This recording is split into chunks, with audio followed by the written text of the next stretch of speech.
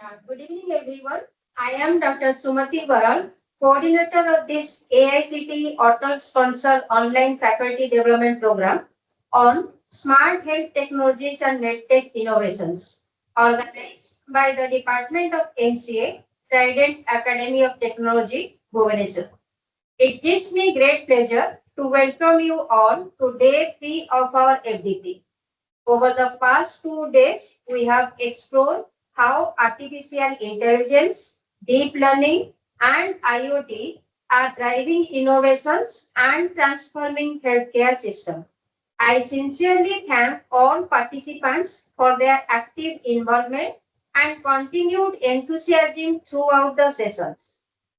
Today, we have two exciting sessions that will further deepen our understanding of digital transformation in healthcare domain. The first session of the evening is on telemedicine to be delivered by Dr. Bibek Mishra.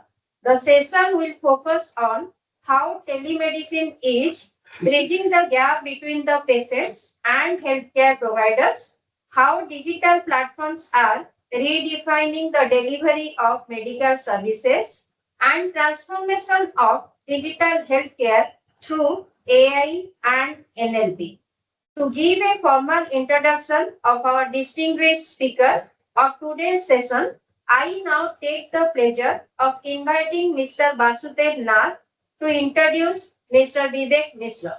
Over to you, Basu sir.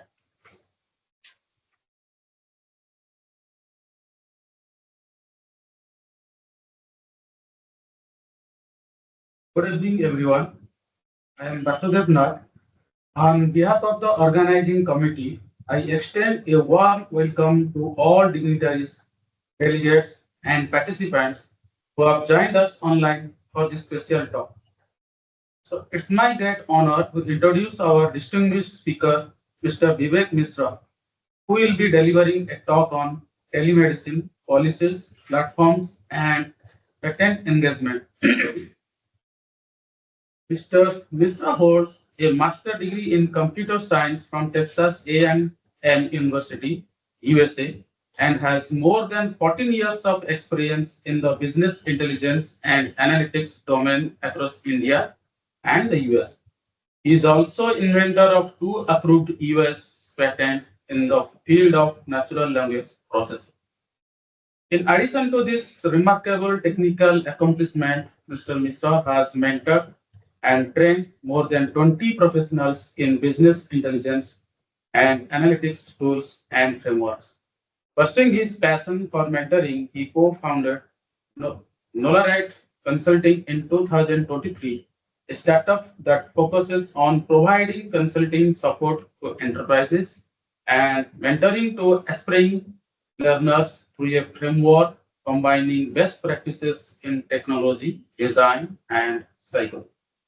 We are truly privileged to have him with us today. On behalf of everyone present, I warmly welcome you, sir, and invite you to deliver your talk. Sir, please. Great. Yeah, I would like to thank Sumati Madam and Basu sir for the introduction. And I would also like to extend my thanks to the Trident Institute for inviting me here for this particular talk. Is my voice audible to all? Yes, sir, it is clearly audible. Okay, great. Yeah, let me start projecting my screen. Then we can start with this.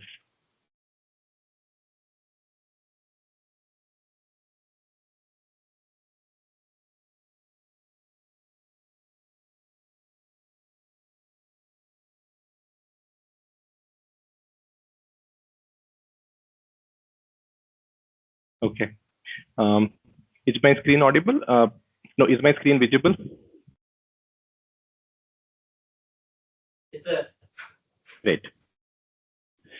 And before we start on this, I would just like to know a little bit regarding the audience that we are speaking to today. And could you please tell me your specialization area? So are you from technology or are you from healthcare? And that will just help me to set an expectation regarding what you are looking for. Yeah, do you have access to the chat feature, which is there on Teams? Or maybe you can just speak because I am able to hear you. In that way, I think we can interact. Are most people, and so you are from healthcare, your fraternity, or you are into technology?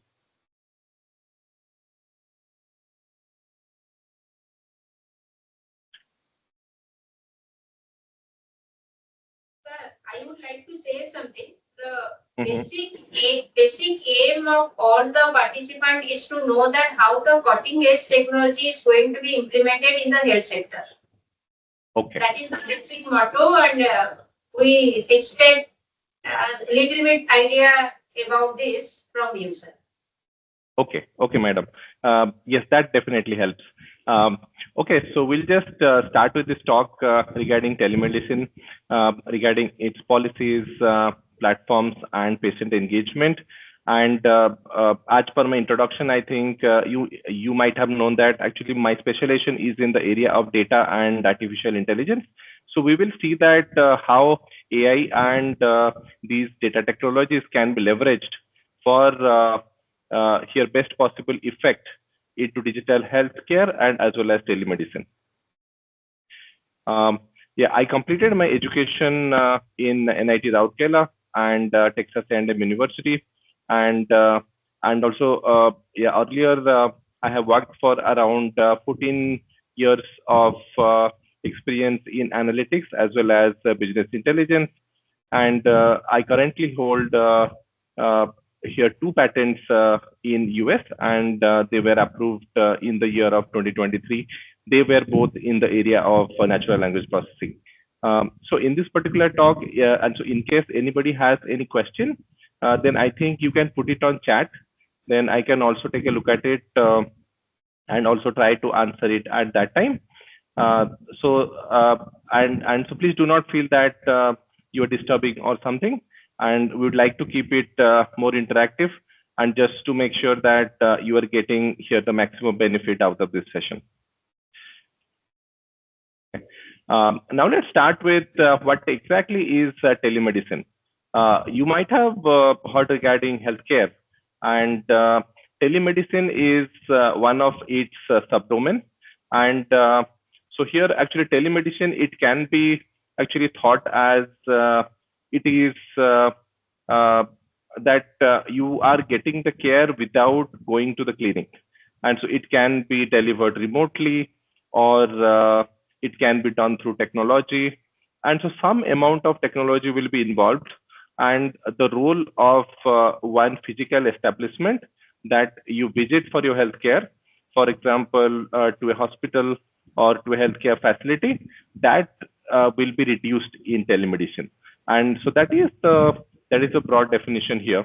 So we'll be talking about its overview and evolution in India, and what exactly are the important factors for success of telemedicine. For example, that if the patients are not engaged well, then we have seen from the foreign countries that these telemedicine platforms, they are not very successful.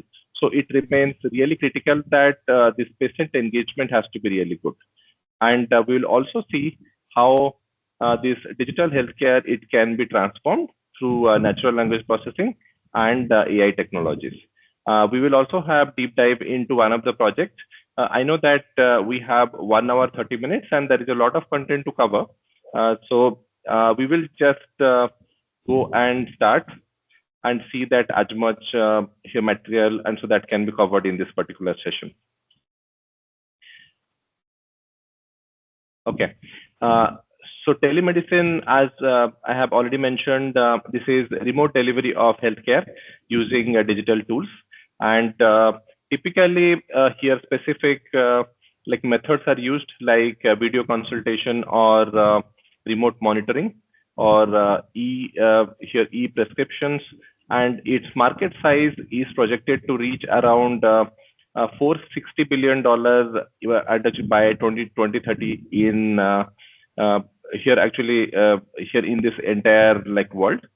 And for here telemedicine in India, and so I believe that it was and so it became almost evident to everybody that these telemedicine practices should be in India when we were facing COVID.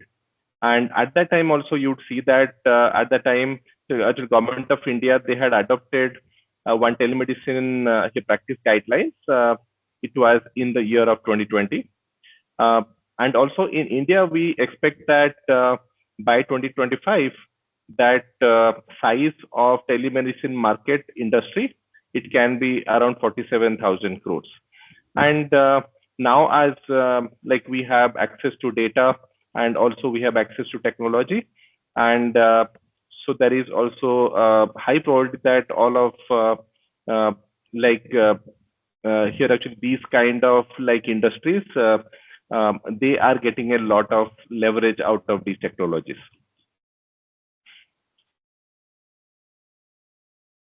Yeah. And in India, especially, there are some unique healthcare challenges. And with respect to India and the world, and when we look at India, we know that here in India, India has a very high population, as we know, and everybody's need for diverse healthcare is different. And also we have urban areas, rural areas, and we see that especially like here in the rural areas, the access to healthcare is abysmally low. And so people do not have access to quality healthcare. And in case they require any kind of healthcare, they need to travel to the nearest town, and they need to go to a location where the doctor is available. And the second challenge that we have seen is that the shortage of healthcare staff. And so that again, we are saying that healthcare staff, when we are considering for 10,000 population at one area, and because India has higher population, so that here the density of healthcare staff is also low. And I was just reading one statistics, and I believe that in the developed countries, and that and whatever is the number in India, that is around 1/5 of that. And so from that point of view, and so it is felt that here actually we have some shortage of healthcare staff per population. And also India has many states, and all states have different languages, and they have multilingual like requirement. And sometimes there are some language gaps. Let's say the patient knows one language and the doctor knows another, and so that and so that process of healthcare or the delivery of service, that becomes inefficient, and it takes more time, and also patients and so they are not able to understand, and also they have to spend some time to explain like all of the prescriptions, and all of these things come in. And here actually all of these unique challenges, they can be solved through telemedicine, and by using this tools of NLP and AI. And this telemedicine platforms, and so there are and there are many telemedicine platforms in India, and but these are basically and actually two important ones, and also there are many others, and but these are actually two prominent ones. Typically they have these features, that and here it is essential that they will have a digital health record. Digital health record means that, and so whatever the health records or like any kind of consultation, all those prescriptions, they have to be kept and digitally on the platform. And if it is kept digitally on the platform, that helps in the access, and also as well as that opens other pathways that it can be used for other analytics methods. And so that is why it is important that all of these platforms, they need integration with EMR. EMR is nothing but electronic medical records, and so that can be e-prescriptions, and also, and so recently India started ABHA, and so which is nothing but digitization of the health record. And also like we have seen that when these records are digitized, then also actually patients are able to access them more efficiently. So that improves here their like satisfaction as well. And also doctors typically do remote consultation through a video or chat. And these platforms, they have multilingual interfaces. And remote monitoring is nothing but doctor is at one place, and they might have another location at one of the rural areas or one area which is far. And so that particular location will have basic setup, and the doctor will be able to see the patient and also diagnose everything and by using technology. And that is the remote monitoring. And sometimes also these platforms, they do provide some dashboards so that the patients are able to continuously monitor their body parameters or their health parameters. And so, for example, your glucose, or it can be, and so different blood reports. And so you can see the trend of those. And also there can be chatbots that the patients can use to identify their symptoms and to identify that what exactly might be the disease that they are facing. And so that here they are more informed while they're talking with the doctor. So all these things, they will help in the patient engagement and also in making sure that the patients, and so they do feel connected with that healthcare platform. And let me just like here maybe go to one example and I will show you.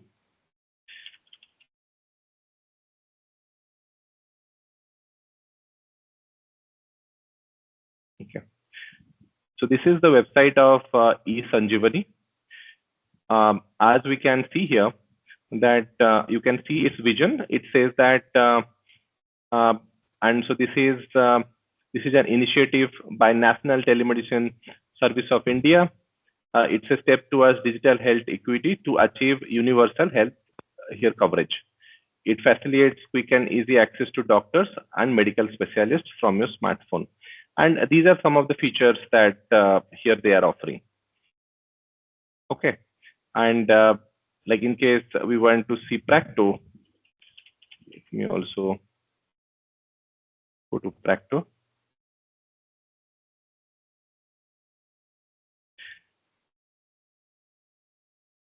Yeah, this is the website of Practo, where you can see that you can do instant video consultation, and you can also here keep your records digitally, find doctors nearby. These are actually not exactly telemedicine, and so Practo is actually more than telemedicine, but actually one of the components that Practo addresses, that is telemedicine, and that is why I included this particular example. So all of these features are available. Okay. Now, and so typically speaking, and whenever you look at one of the telemedicine platform, it's here its success factor will depend on three criteria. And number one is how effective is the diagnosis and the consultation. And so, for example, that in case you do your consultation through video, but you are not very satisfied with the resolution, then the entire goal of this healthcare and so that cannot be met. So that is why that it is important that the same standard for healthcare delivery, it remains like here, even if when it is done through here these remote methods. And number two is affordability. And because here doctors do not need to travel and technology is heavily used, it is possible here actually to provide these healthcare in an affordability basis. And finally, as I have already mentioned, that actually here that patient may feel engaged here to that particular platform. And all of these three factors will be essential for success of any of these telemedicine platform. And I have just one question to the audience here. Have you ever seen any doctor through video conference? Can anybody share any experience there? Did you like it? Was it effective? Not effective?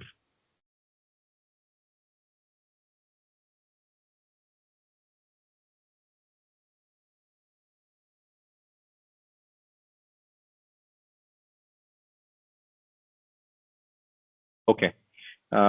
Yeah, then maybe they here, in the interest of time, we will go forward.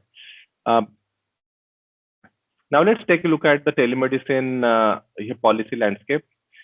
Especially when we are talking about telemedicine, there is a lot of digital records are used, and that is why there are strict regulation how that data of patients can be used. And so, and all across the world, there are many data protection regulations. They are nothing but one comprehensive privacy and security laws, and here basically. Uh, uh, uh, and here basically here these rules specify that how these data is to be collected and processed, and also how it can be transformed or maybe aggregated. Uh, and you might hear regarding these two terms very frequently, and that is number one is PII, that is personally identifiable information. It can be email, phone number, or and so any information that can be used to identify you. And PHI is protected health information. And so it can be your blood report or any other health report. So and so one organization, they cannot use this data at their will. There are strict regulations, and if these organizations are planning to leverage that data, they have to follow these regulations. And there are a couple of examples that I have shown. For example, India. Vivek sir. Vivek sir, Yes, madam. Two messages come into the chat box. Like K. Rokini has written that it's effective eye checkup through Arvind Eye Hospital. And Deepalika Das ma'am has written during the COVID time when doctor is out of station, it is effective through video conference. Yes. It means our participant has already gone through that phase. Okay. Yeah, so that is good.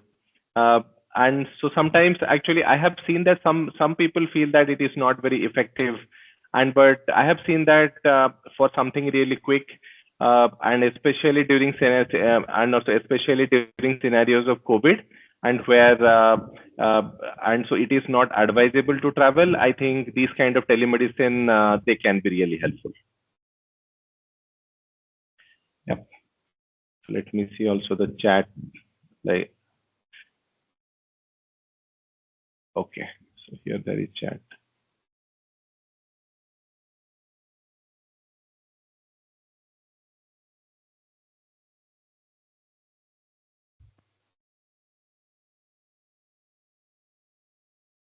Just 1 second. I would like to just read through the chat till now.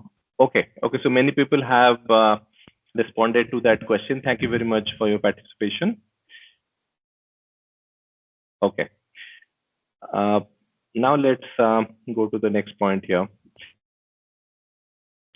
These are some example of the guidelines that in India we have telemedicine telemedicine practice guideline that came in 2020, just after COVID, that legalized here teleconsultations in India. And also we have Digital Personal Data Protection Act 2023, but it is not fully enforced yet. And also, and so let me ask another question, and I would like to also, and also I would like that actually folks should respond in the chat. Have you ever sent one of your health report and to somebody else through WhatsApp? Maybe to get their opinion or to show it to a doctor? Have you sent it through WhatsApp, or you are protective regarding your health report? Okay, I have seen that actually a couple of participants, Yadipalika and Rumana, and so both have mentioned yes. And so yeah, so we do see that in India especially, I think that sense of data security and data protection, so that has not been implemented yet. But I think once it is implemented, then I think all of this awareness will be created that we need to treat these information of PII and as well as this PHI as confidential data. And so, for example, and actually there are some confidential data that we do not want to reveal it to anybody. So these two here, basically these two data actually come in that category. And so we have to treat it like that. And in India, and here in India, basically these were the two guidelines. And in USA, we had HIPAA, and in the European Union, we had GDPR. So the GDPR is, again, it is one regulation that actually mentions that anybody who is treating with any person in European Union, they have to follow these guidelines. And so whether you are present and whether the organization is present in European Union or not, that does not matter. But if you are dealing with a citizen of EU, then you have to follow all of these guidelines. So these are pretty strict. And so typically speaking that when we are handling this medical data for our research or maybe for our aggregation or analytics, and there are a couple of best practices that we can follow. That and also almost everywhere and by the healthcare laws, it is established that all the patients have right to privacy. In case they do not want their data to be used for any kind of research, then we cannot use that. And so that is why it is essential that we do seek their consent. If we do not have their consent, then that data cannot be used. And so those consent forms, they have to be actually signed. And also sometimes we are only interested regarding the aggregate trends in a location or maybe from a community. In that cases, these personal information they can be entirely removed. For example, if you want to here find out that what is the rate of COVID recovery in a specific state, and because in 2020 and 2021, almost every state they were publishing their data, I think on a weekly basis or monthly basis, and all of those data, so they were aggregated data, and but they are and actually they are here the right way is to remove the name and anything that is personally identifiable and which is related to personally here the protected health, and then only take those attributes which are required to answer the question. Okay. Now, yeah. So we were talking regarding health till now. So we will just here switch to another topic, and so which is natural language processing. And because here natural language processing is also known as the father of artificial intelligence. And also once we know a little bit, then we can see that how this natural language processing tools and AI tools, they can be leveraged to make improvements in this digital healthcare and telemedicine. Natural language processing, it is a field of computer science, and here the focus is that here it wants to make sense of the interactions that happen in between computers and humans, or humans and humans, but it has to be natural language. And for example, that when we are writing something in SQL, and so I'm just taking one technical example, that if you and in case you have worked in database before, then you might know regarding structured query language SQL. And so SQL is not natural language, and so because it has a specific structure to it. And but when we talk about natural language, it is that language that we use in our speaking or writing in our day-to-day activity. Okay, and the goal is to enable the computers to understand, interpret, and generate human language in a way so that it is both meaningful and as well as useful. And there are actually multiple aspects to it. There are natural language understanding, natural language generation, and as well as speech recognition and text to speech. And text analytics is also, this is one process of extracting meaningful insight and information from unstructured text data. And typically speaking, right, when we build one model, and whenever there are some numbers, it is easier to it is easier to build the model. But whenever there is text data, it becomes difficult because text data has many nuances, and sometimes same sentence can mean actually multiple things in multiple contexts. We will see also a few examples. So here, anytime we are dealing with text data and we are trying to derive insight from text data, that is considered as more complex compared with any other numeric fields. And applications of it, we have seen it in a recommender system. If you have seen any OTT on Netflix, then I think you have already used one recommender system. And because when you watch a movie, it will recommend you movies similar to that. Similarly, there can be classifiers, sentiment analysis. From one text, we can identify whether it is positive sentiment or negative sentiment. Topic recognition from one paragraph. Using NLP tool, we can identify that what can be the topic name, and also the chatbots. Okay. Yeah. So text analytics, and so typically because here numbers are not involved, so you cannot do any kind of aggregation like you cannot do average. And so typically for text, there are a few methods that are used. That is, we can do frequency analysis, that how many times a specific word is occurring, and also we can find similarity between two different texts. That is usually done through something called cosine similarity. And also contextual analysis is very much essential because depending on the context, the meaning of a specific paragraph can be different. Okay. And here you can see also one difference between numerical analysis and here text analytics, and how this numerical analysis, we can use the universal metrics, but for text analytics, we are mostly limited to few things like frequency, similarity, and we need to just derive the meaning out of the context. And also this text data, it has high dimensionality, and numerical data typically has low dimensionality. Okay. So, and okay, let me just give one example here so that I can explain that why text data is difficult to derive meaning.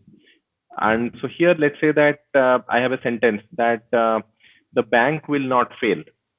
And so could you just tell me or write in chat, what do you mean by bank?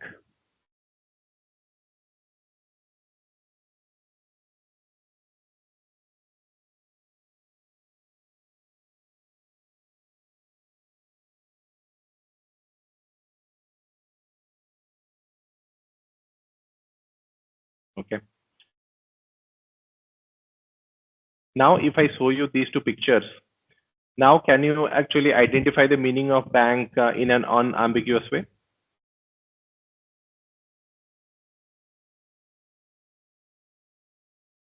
Okay. And because here the bank, it can mean here the river bank. And in case I am living close to a river, I will always be worried that here the river bank might fail and there might be flooding. Or in case I have kept here my money in fixed deposit in a bank, then I would be worried that that whether the bank can sustain and actually maybe some scenarios. And so in case here we are dealing with two different scenarios, but the same sentence can mean both. So these kind of scenarios are very difficult for a machine to interpret. And so because even for humans, I think this is difficult to know unless we know the context.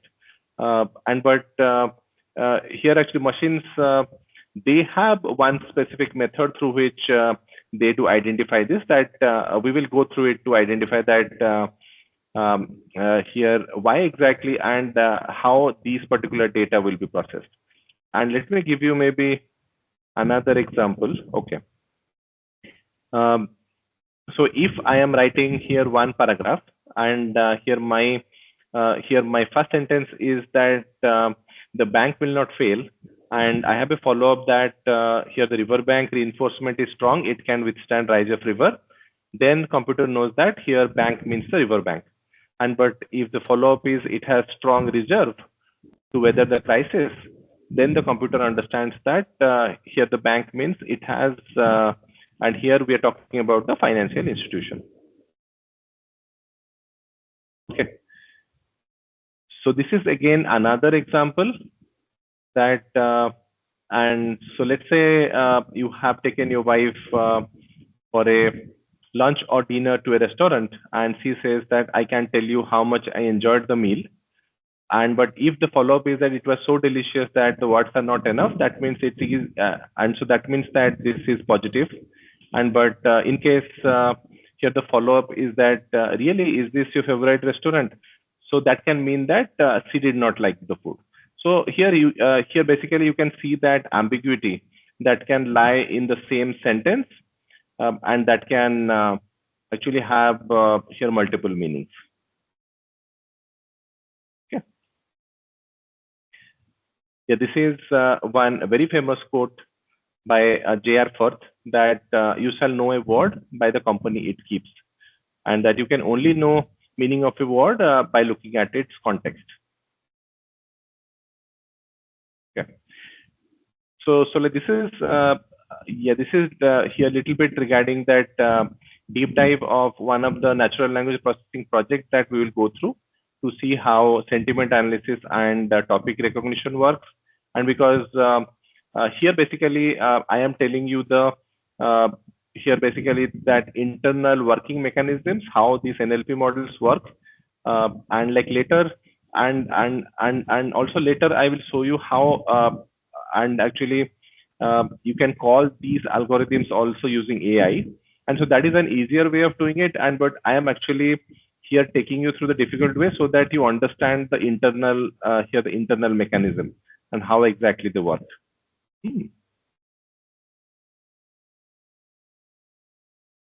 So let's just talk a little bit about different text analytics methods. Okay. And here there is actually one list of different text analytics methods. For example, classification. And so classification is nothing but you have actually multiple text, and you want to classify that into multiple groups. So that can be and so that can be done through algorithms, and also it can and so it is also sometime like and also it is sometime and so it can be also done through the clustering. Sentiment analysis is also one kind of classification where we determine the emotional tone, and then we do classify it based on whether it is positive or negative sentiment. Topic modeling is from one particular paragraph, we try to identify what is the topic name. Okay. And vectorization, it is nothing but it is one method, and so it is and so it is just one method through which you represent words in a text in continuous numerical form in the vector space. And so because whenever we talk about machine learning models in AI or NLP, they can all take and so they can all take numbers. So we have to convert these text into some kind of numbers, and also once we do that, then here they can be fed to model, and that is why vectorization is really important. Okay.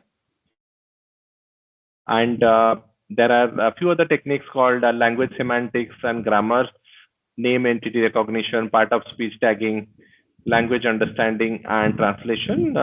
They can, and also these methods are also available in natural language processing.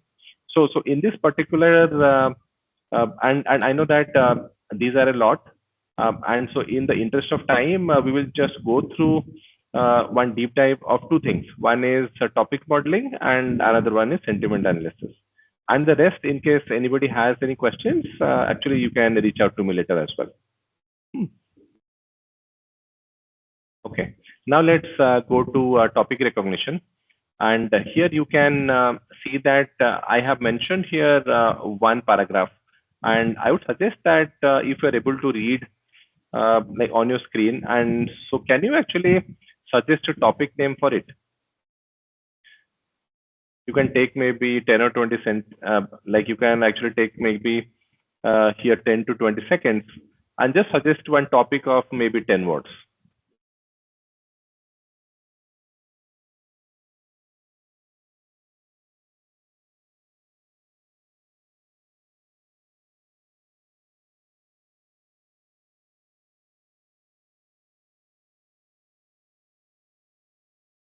Any volunteers?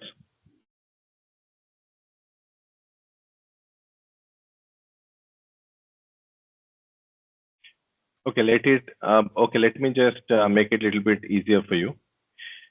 That if you read through it, you will identify that it is regarding some animals.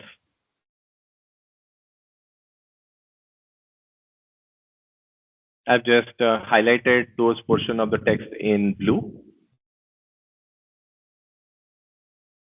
Now, can you identify the topic?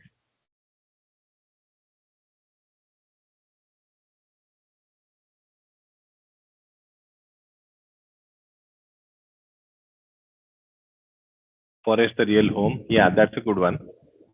Yeah, you are very close. Good. So here basically, when we will analyze this particular paragraph, we will identify that we are talking about the animals and their dwellings and where exactly they stay. And that is why Yatindra had mentioned that here basically the forest, the real home, that is an appropriate topic.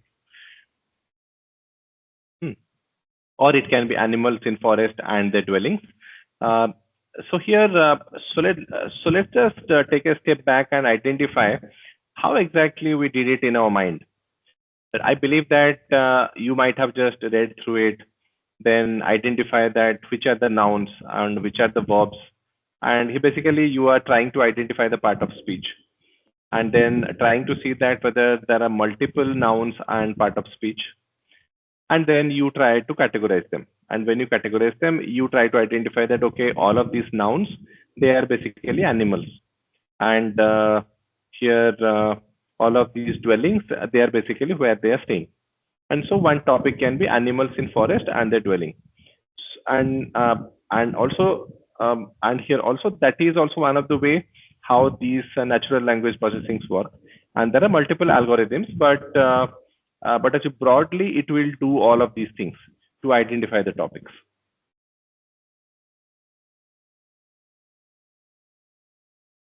Yeah. And so this is, okay, so where we are at 6:43. Okay, maybe I think we'll just go through a couple of slides here. So document similarity, it measures how closely two or more documents are. And this is one technique through which you can identify whether one particular artifact it is closer to it is closer to another artifact. And this particular technique is used a lot in recommender systems. So here, for example, you have different documents like document 1, document 2, and document 3, and these are the 3 words. And you can basically here count those number of words which are there, and then you can find that similarity like through one process called cosine similarity, that you can find its magnitude, and then you can also do its cosine multiplication, and then you can find out its answer. So you will see that from out of these 3 documents, document 1 and 2, it will be more closer than document 1 and 3 and document 2 and 3. And what it exactly means is that here, and so through this, we are projecting all of these documents as vectors into one higher dimensional plane. And then we are trying to see that which 2 documents on the higher dimensional plane, they are closer based on distance metrics. Okay. So this is basically one of the ways. And also there are other ways, like here there are also other vectorizers, that is term frequency and inverse document like frequency. Here, that count vectorizer that we saw in our last, here actually on our last slide. So here one particular demerit is that it depends on count. And so let's say you have one word, which is not very important, but it appears many times in that particular document, then it will think that it is important. And so that is why actually there was another vectorizer which was invented, which is called term frequency and inverse document frequency. And so here what it and so what it will especially do is that it will identify, and so let's say you have 5 different paragraphs. In each paragraph, it will try to identify that what are the important words, and then out of all of those five, like here, all of those 5 different paragraphs, it will here try to identify that what features are unique to one paragraph. Then that will be the topic for that paragraph. So let me give you one example to explain this. And let's say we have 2 paragraphs, and that paragraph 1, it is regarding actually cricket and Sachin Tendulkar, and there is one paragraph 2 that is about cricket and Mahendra Singh Dhoni. So when we are trying to identify the topic, then we cannot say that actually cricket is the topic, and because that is same across both, but we have to identify that what is unique in each of them. That particular identification is done better by TF-IDF, because it can identify which are the here basically which are the unique features in each particular paragraph. Okay. Yeah. Okay. Now actually we have some idea about natural language processing, and AI. We will go to that in some time. But let me just show you that how exactly we can leverage this in telemedicine and digital healthcare. And so as we have already discussed that digital healthcare, so it will have some amount of video consultation and remote monitoring. Here actually electronic prescriptions, digital health records, multilingual translations, automatic scheduling and reminders, chatbots, clinical decision support, and also patient engagement. And so, and here maybe we can just try to think that how exactly it can be done through one NLP. And so here basically, and so let me just show you maybe a couple of examples. And before that, we will also go through some methods, and so which are used. For example, some of the AI methods, we can use generative AI. Generative AI is nothing but there will be a prompt where there can be questions and answers, and speech recognition, agentic AI, and machine learning, robotic process automation. And some of the NLP methods like extraction, text summarization, sentiment analysis, or topic recognition. Okay. So now, now maybe I will just give you one example, and you tell me that what you will use to actually make that particular feature available. And so let's say that we have, and so let's say that in one particular industry and one particular telemedicine platform, we want to have one application for tumor detection. And when we want to detect tumors, we want to get lot of images where actually there were tumors, and we want to train one particular model, and then we want that model to predict on the future images that whether it is tumor or not. And obviously it will not be 100% accurate, but this is just one of those examples, right? And so do you think that it can be done through machine learning or AI?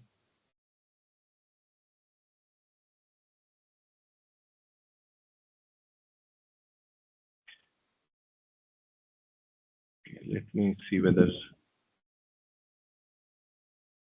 Okay. And also let me give you another example that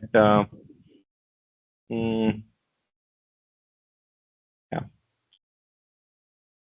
E-prescriptions, here we are talking about electronic prescriptions. Electronic prescription, I think that will be really beneficial when the doctor and the patient, they talk different languages.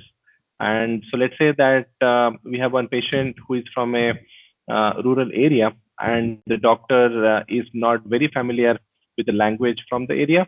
And but when the patient goes for a consultation, but still, and so once, and here basically once the doctor has typed the prescription, then the translation can be sent to the patient, and then he or she can read that. And here this is another example. And also, I don't know that whether you have faced it or not, but sometimes you might have seen that, and because in India we do not have universal health record yet, and because of that, sometimes you have to do the same test at two different hospitals. And because here the doctors want to make sure that yes, and whether you have one condition or not. Uh, and so it might happen that you have reports from another hospital, but you are still required to do that test again. So these kind of inefficiencies, it can be brought down, and also the efficiency of the system can go up in case we go for digital health records. And so because once we have digital health records, so these records can be accessed by all of those, and here basically all of those healthcare providers. And so you do not have to repeat those tests, and all of your health record, it will be right there. And also another important example is that sometimes some people can have some allergies, and if they or their and so in case they are not able to tell the doctor that what are their allergies, and so sometimes that doctor might give some medication, and so that can have some side effects, and sometimes these side effects, it can be fatal. So in those cases, also digital health record, in case it is there, so the doctor can just read that and they can know, and also here they can know regarding everything of the patient. And so these are a couple of advantages of having that digital health record. And also here this natural language processing, it can help here the doctor to actually transcribe this conversation and also summarize these EMRs. Real-time transcription, yeah, that is possible. And also one of the study in USA that they had found that and one of those healthcare providers, they had reduced and their documentation by almost 40% by implementing these digital health standards. Okay. Okay. So for patient engagement, here actually there are a couple of key questions to answer. That it is important that all of the patients, and so they do have trust on the healthcare provider, and so they need to feel connected. So here one of the key questions to answer is that how that entire experience of here that entire experience of healthcare, it can be improved and it can be made easier and it can be made more delightful and here for the users. And so the desired outcome, like, and here from one ideal platform is that here the patient, they should feel a sense of connection with the platform, and they should have a higher level of satisfaction, and they should feel that it is easier, and here they have to feel that it is easy to use, and the healthcare has higher quality, and also sometimes we have seen that early interventions and continuous engagement, and so they can help in getting better outcomes. And so because and so in case we are collecting all of the parameters of health at here at one continuous level, and so in that way, and so there is high probability that we will discover something and it's faster than later. And that is why now we can see that, and actually we have and here and actually a lot of these telehealth providers, they have mobile apps or website. They have personalized tracking, reminders, and also notifications. And there are some AI chatbots that these patients can converse with, and also they can check their symptoms to identify what exactly is the disease, or simply actually they can get more information from the system. And also there are some dashboards that can actually track more progress. And also sometimes these digital and continuous engagement, and here they can make that sense of connection, and they will boost that satisfaction and outcomes.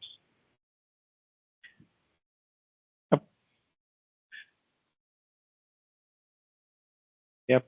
And this is again like another Yeah, this is from one of the surveys from United States, and from and I think this was conducted sometime in year 2020 by Accenture.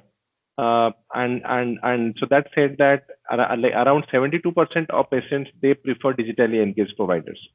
That actually nobody wants to actually get all of those paper copies of all of those reports, and because they are easy to and because they are difficult to carry and also difficult to keep, and so it is better if they are all available in one of those online systems. Okay.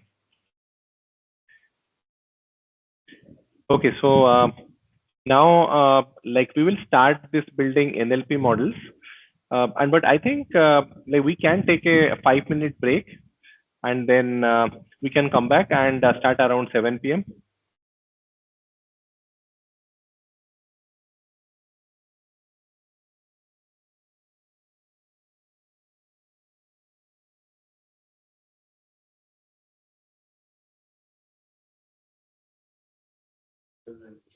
Sir, yes, sir. You can take it, sir. Okay. Yes, sir.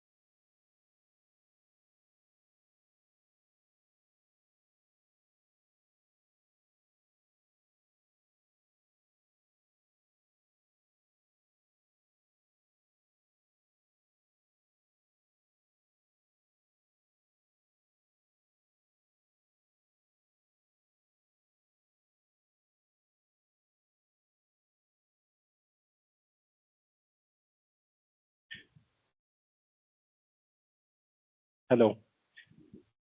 Madam, can we start? Yes, sir. We can start. Okay, great. Okay, and so before we proceed with that deep dive and AI, just wanted to know, are there any questions from anybody? If you have, maybe you can write it down or you can speak.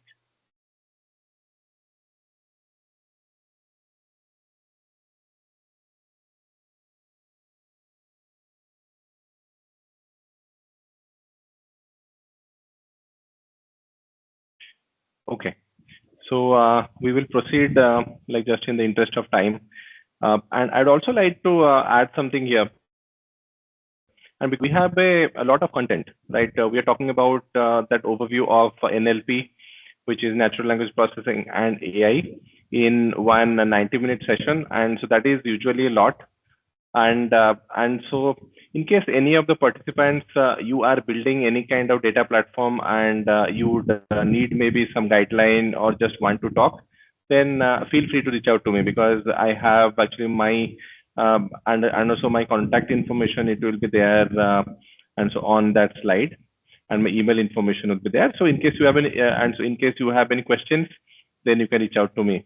And obviously, I think one 90-minute session, it will not be enough for you to know everything. And but that will actually give you one starting point to think that yes, this is your problem statement. So this may be one appropriate solution. And so that is basically the whole idea. And There is also a what is question in the one chat takeaway of box. this? Vivek sir, there is Yes, a sir. question in the chat box. One of the participants has asked a question: what is the best method of NLP in healthcare? Okay. So what is the best method of NLP in healthcare? Yeah. That is a good question. And NLP is nothing but when you are processing natural language, right? So you have to think when in healthcare natural language is used. And for example, when doctor is writing the prescription, at that time they do use natural language. And also when one particular patient is mentioning what has happened to them, and also when one doctor is writing a report. And so all of these things, because they are in natural English. So here NLP techniques, they can be used for summarization and also extraction and also translation. So this is just one example how you can use these NLP models. And another example can be that, let's say you have a chatbot and you want to know their actual mental state of your patient. And so sometimes, and so let's say one particular patient is coming for a surgery and they are scared and you want to cheer them up. So like in case you have one telemedicine platform, so through the chat also you can identify their sentiment. You can identify their sentiment, and then you can also tell something assuring to them. And so because from the sentences you will be able to do there you will be able to implement these NLP techniques and identify the sentiment. This is just another example. Did it help? Okay. So let me just we will proceed. And whenever you are building one NLP model, this is the main idea, that there will be some text input, and then we have to do some amount of pre-processing. Pre-processing is necessary because the models always take numerical input. They cannot take text input. And so you can convert it into tokens. And so tokenization is nothing but you have a sentence, you have to derive those words. From words, there can be tokens. And then and sometimes you can have verbs that you have to take them out. Those are known as filtering, and then stemming or lemmatization that we will go through in the next slide, and vectorization that we have already seen before. And in that actual model building phase, you will see that one specific model will be used, and also we will do cross validation, hyperparameter tuning, and all these are to find out that we will implement a couple of models, and then we will see that what model is performing best for our specific use case. And then we will use our test data on that specific model, and then we will implement that into production. And so this is just that, and so this is the actually broad process which is used for building any of those NLP models. Yeah, let me just show you one example. And yeah, this particular example is from one and so one project of restaurant review. That restaurant review mentions that they have, and so this is the review. Went in for a lunch, a steak sandwich was delicious, and Caesar salad had this. So and so this is actually pretty long review. But once we remove the stop words and we filter them out, and then we convert that to lemmatization, it becomes like this: go, lunch, steak. And so because like here, right, we had went, and so here our algorithm knows that the base word is go, and for that it will include go. And then comes in and for.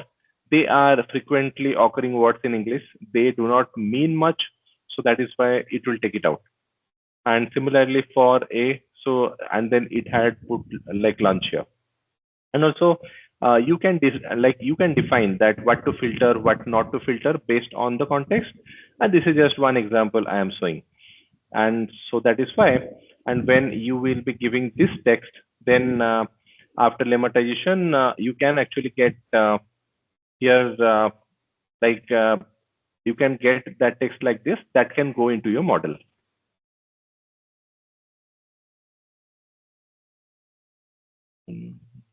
Okay. And when you will build your model, then you will have to train it first, and so you might have feature vectors, and you will be building one classifier, and then using test data, then you can evaluate its performance, and then finally, and so you have to find out that which is the model that is working best. So these things I think we have already gone through. Yeah, this is just some explanation regarding tokenization, and this is nothing but parsing the text to be collected as words. Then filtering, you can filter out anything that you do not think which are useful for like here for the model. Stemming or lemmatization, it converts the words to their roots, so that repeated words they can be considered as the same. Vectorization, then this is same as the count vectorizer and TF-IDF vectorizer that we have talked before. This basically converts your text data into some numerical form. Okay. Yeah, so this is again one of those like modeling technique. I think we'll just skip it in the interest of time. Topic modeling, yeah. Topic modeling is an it is an unsupervised learning approach used for clustering documents and discovering topics based on their content. And there are actually two different algorithms which are used heavily, and which is known as here LDA, and the second one is NMF. So here this like here just one thing to keep in mind was that and so in case you have higher amount of data, you can use LDA. And if you have less amount of data, then NMF is better. Non-matrix, yeah, actually that non-matrix factorization. And here the topics which are generated by LDA, they are typically more interpretable. And but in NF but in case of NMF, then they are less interpretable. And here again, based on your requirement, you can choose one of them. Okay. Let me. Okay, so we had one deep dive of one project. We will go through. Yeah. Yeah, so let's just see here. I think it will be more important. Yeah.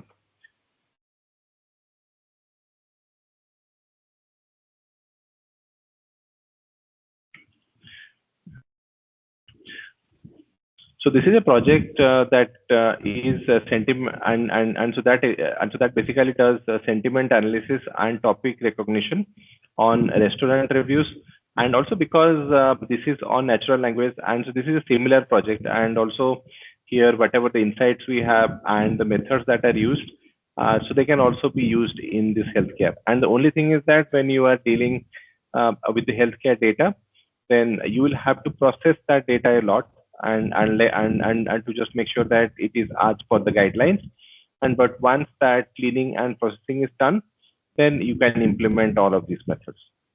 Okay. We will just let me go to this page. Okay. And so let's say that we have built here one of those models using and actually using using this count vectorizer and the knife bias for these restaurant reviews. And so if you have worked in machine learning before, then you might be familiar with confusion matrix. And here we basically try to find out that how many were true positive, how many were true negative. And in case something were was not predicted rightly, which is false positive and true negative, then we tend and also we tend to analyze that what might have happened. So in this also here we can see that and so especially those reviews which had these words on the left, and actually those and so they were associated with the positive reviews, and but those words which were associated with some of the negative sentiments, they are being shown on the right hand side. I'll just bring that pointer. Okay. So, but here also you will see that, and actually there are a couple of things that might require our attention. For example, here, and even if it is one positive review, we are seeing that there are some words like disappoint and also here maybe here we can we're talking about donut, and so from that it is evident that we were not able to capture the context. So earlier, if you remember, we talked about the context, right? And because in this particular model, we only took one word and then we had built the model. That is why we see that the context is being lost. And so because of that, we will be here building a couple of more models. Let me go to that. Yeah. Okay. Language context, it is just actually one of those reviews. I wanted to show you that why these language contexts are very essential. That from just one word, you cannot predict whether it is positive or negative. And so because some of those reviews, they can have both actually they can have both positive sentiment and negative sentiment. So the model has to derive one sentiment by looking at it as a whole. So this is one example of one review that was actually positive, but it has been predicted as negative. And because here the user has mentioned both here the user has mentioned sentences that has both positive sentiment as well as negative sentiment here. And how actually we can make sure that our model is able to identify this context. And so here actually one particular solution is that here we have to use lemmatization, and we have to use n-gram analysis. N-gram analysis is we have to, and also whenever we are considering that token, we have to consider 3 words together. And actually in that way, we will keep some of the context information. So then we built these 3 additional models. And here we did find that, so one of those new models that has performed better. And also, if we see now that because actually there are actually multiple multiple words are there, and so on that on that left, you are seeing that these are the words with positive sentiment from that earlier model, which had only one word as one unigram. And but here that model that was actually built on n-grams based on actually multiple words. So that is shown on the right. So here you can see that all of these words, they have actually positive sentiment. So your model which is towards the right, that performs better than the model which is on the left. Okay. Similarly, for also negative sentiments, we have seen that when multiple words are considered, then your model is able to understand the context better. Okay. So this is regarding the topic. Let me move to the, yeah. And actually for one specific restaurant, in case like we go about deriving the topic using those two algorithms, we talked about LDA and NMF. So also we can generate those topics. And so this is just like one example that for one particular restaurant, we did see that these 4 topics were generated.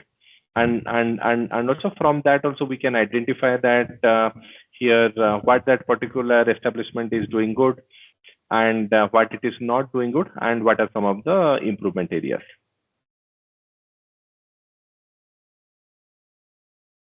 Okay. Next, I think we can just spend some time in AI, artificial intelligence. Okay. How many of you have used generative AI before, like ChatGPT or Gemini?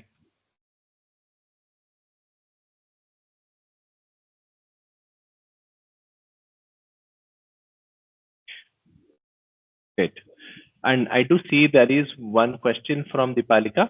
What are some of the key challenges in telemedicine?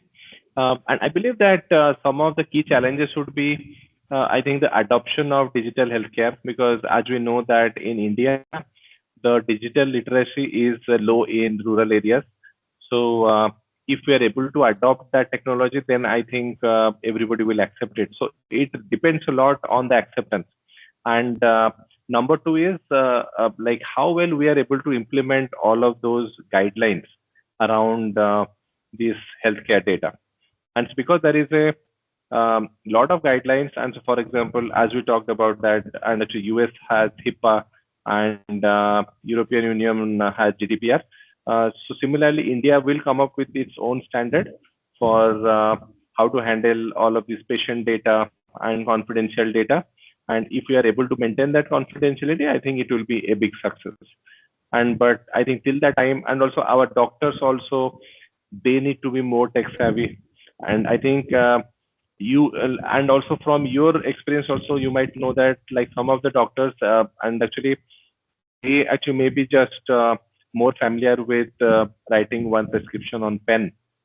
And so maybe there we can implement handwriting recognition and also put that into computer, or they can type it directly into the computer.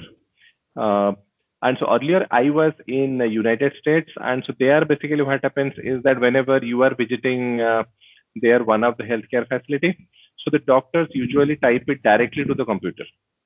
And so in that way, that what happens is that they will put everything into the computer, whatever their observation is, then they will derive one printout and they will give it to you. And so in that way, they are maintaining that and so that document online. And also for your reference, you can keep it offline. And whenever also you access the website, you are able to see all of those records. So these are, I think, some of the challenges. Once we reach there, then I think all of these digital healthcare and telemedicine, it will be a huge success in India. And especially because of language diversity and also because of high population, I think if we are able to adopt that, then like it will have a lot of positive efforts. And also we are looking forward to it that AI and NLP, it can play one really important role there. Yes, by using federated learning, we can collect this patient data without any risk. That is right. And also this federated learning is one of the ways through which actually these AI models can learn on their own. So yeah, that is another actually important methods there.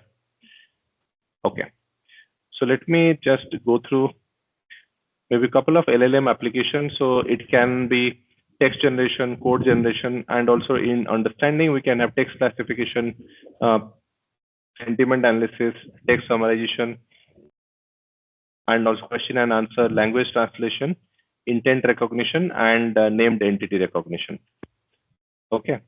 And earlier, I had shown you the difficult way of doing it. But in case you want to do the easy way, and and also you have access to one system with GPUs, then maybe you can actually call here all of those algorithms and which are related to the transformers, and then you would be able to do all of the summarization, translation, and actually really easily. And also, like here, this is actually one of I'm actually showing you just one of those example of LLMs, and which is large language models. And sometimes also we have seen that it can be also small language models in case your data is small. And but here some of the techniques they do remain the same. Okay, so and I think like LLM architecture, it might take long time. But let me go to another slide which might be beneficial to all.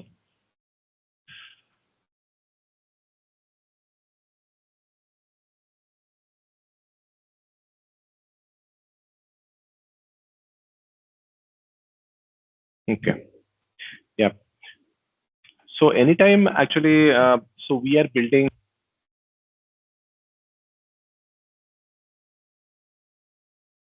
Here basically what? Hello.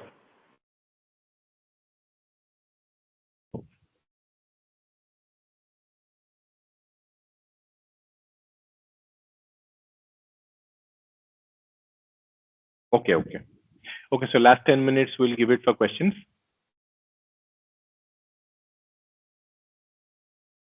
Okay.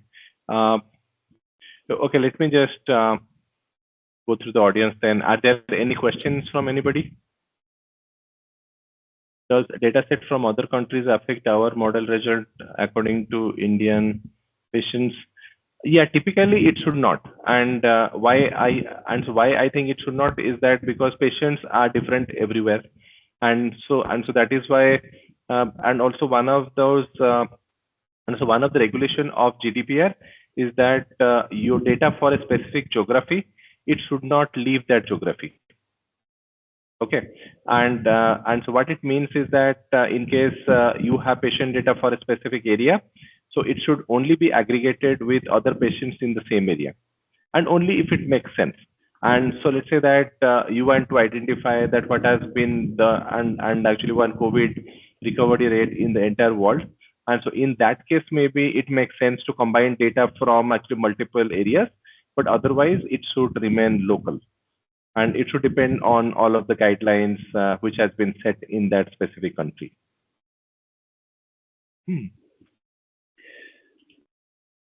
Just one slide on challenges.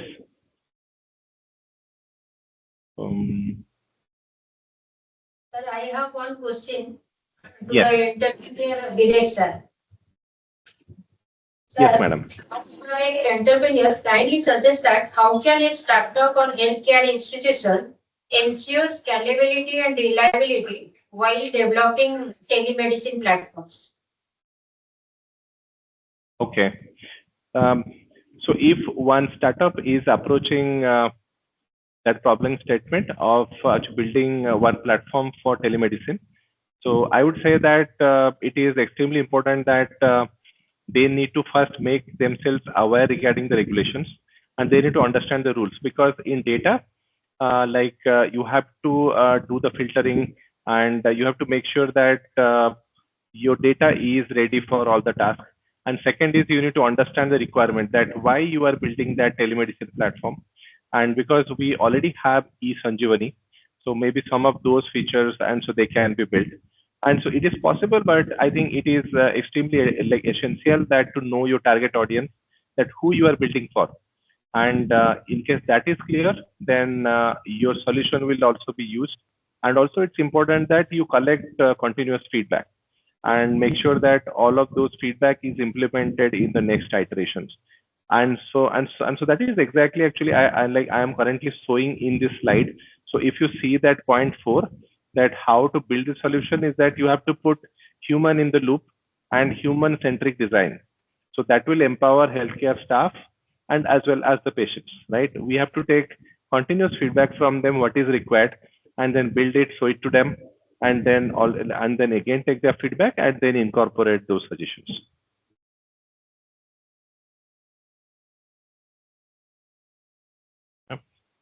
Another question is in the chat box. Yep, I will take a look at it. How can we create one model for regional disease in India if we do not have any health data set in India? No, I think there are health data sets in India, and because there are a lot of hospitals, and in case there is no data set, then how are all of these research going on? And also there are like multiple organizations like ICMR, and so they do work on different data sets. But in case like it is required to collect one specific data set, I would say that again, and actually to collect information on that, and so what exactly to be gathered, then have empathy regarding the patient, then seek their informed consent, and whoever agrees, then we can include that into our data set. And that ethical use of AI is actually most important there. And also that is why I have like here also mentioned that, like I have also mentioned that one of the challenges that like here we have to understand all those rules and implement that. Our success will depend on that one.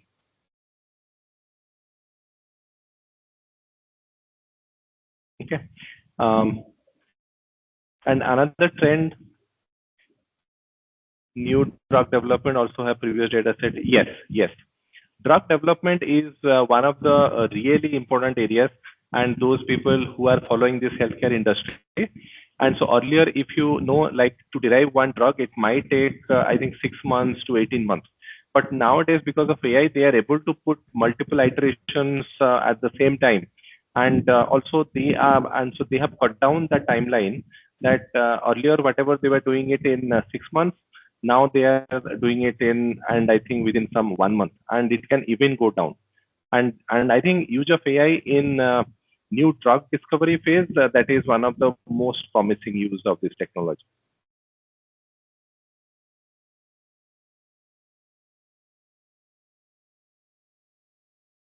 Are there any other questions from anybody?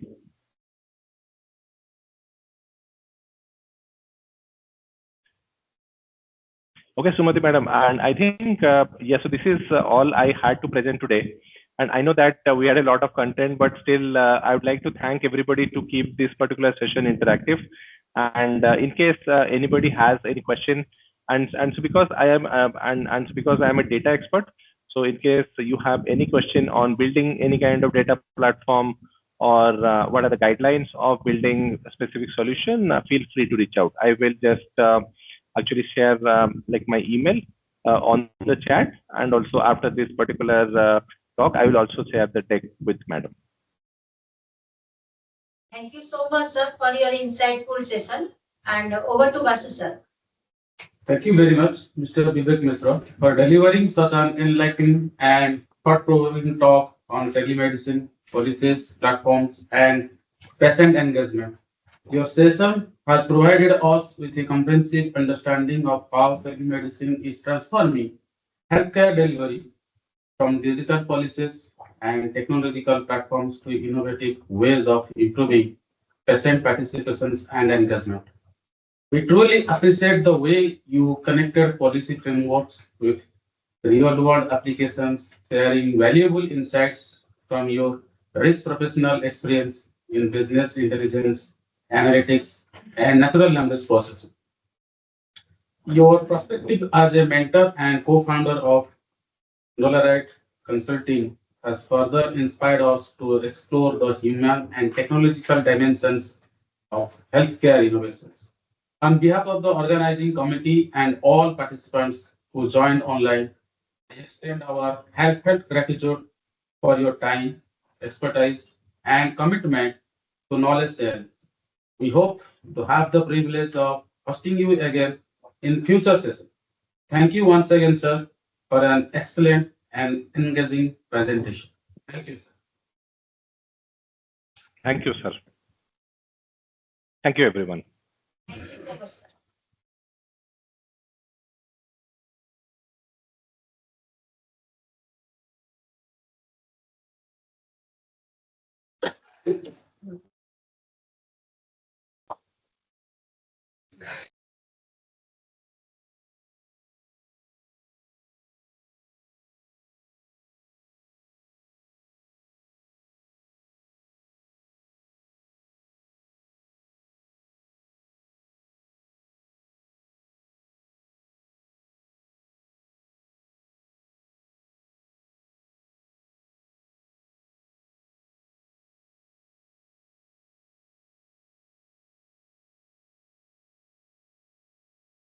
Nikhil sir, good evening. Are you there? Nikhil sir?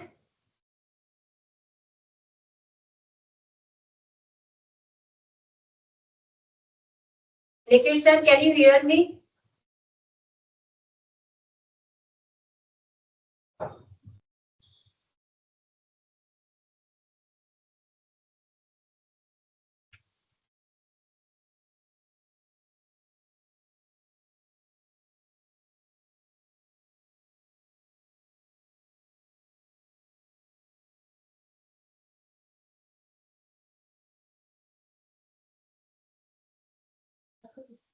Nikhil sir, good evening.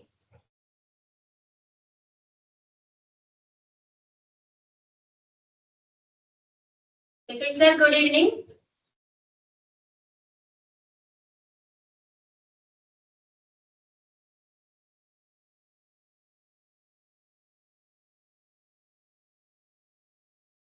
Sir, unmute yourself. Yes. That was the key. Sorry for the inconvenience. I just unmuted. Earlier I was there, but I was not able to get you. Yes, sir. Good evening, sir. Sir, over to Pratiti Mishra.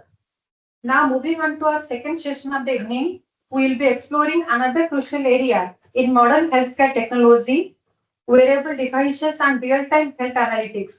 This session will highlight how wearable technology are empowering individuals and clinicians through continuous monitoring, personalized insights, and preventive care. Our esteemed speaker for this session is Mr. Nikhil Ranjan Nayak. To formally introduce our distinguished speaker, I now invite Rasmikant Mahapatra to present a brief introduction. Over to you, sir.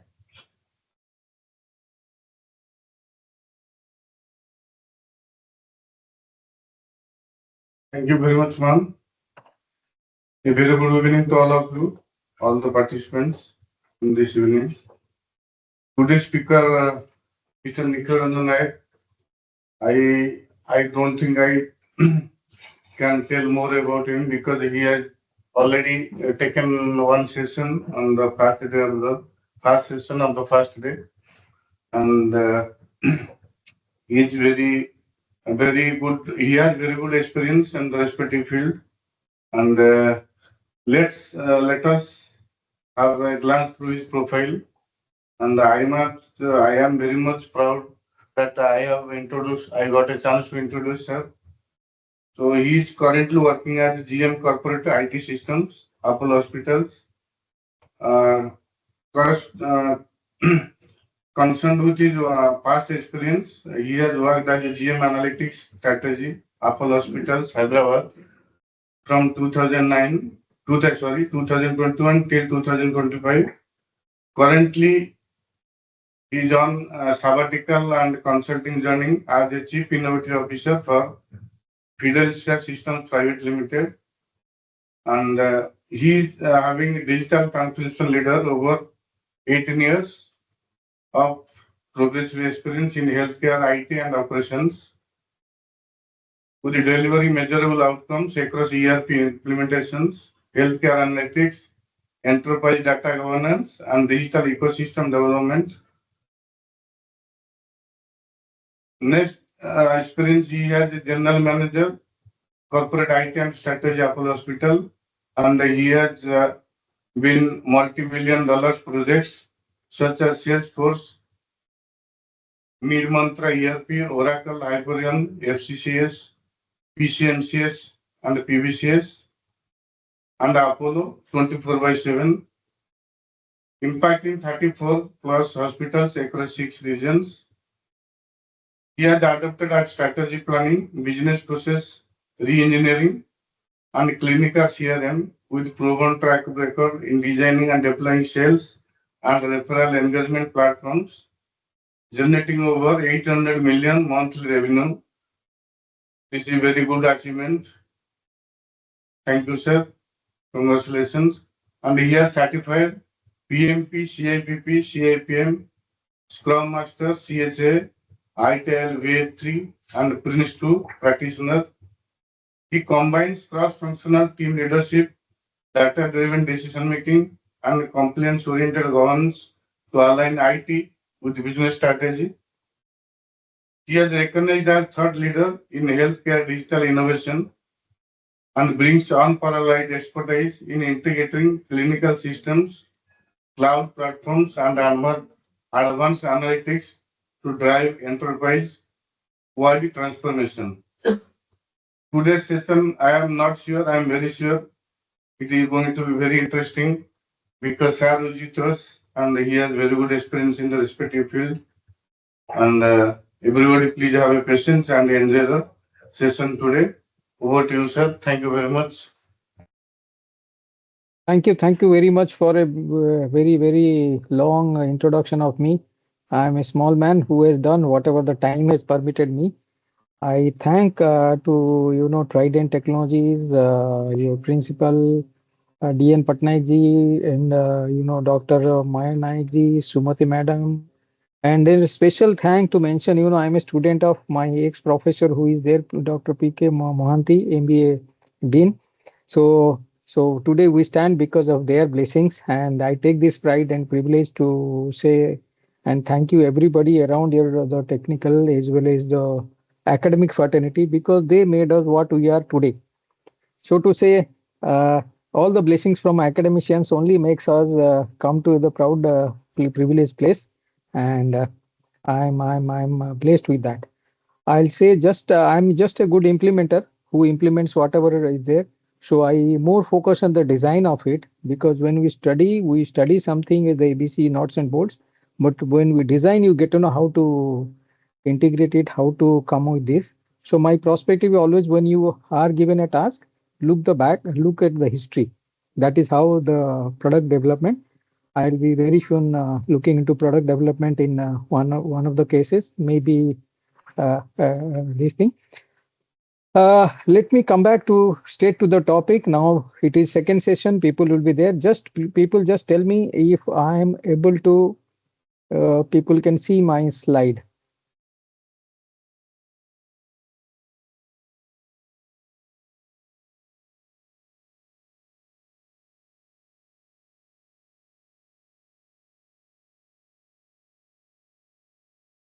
Yeah, people can see my slide.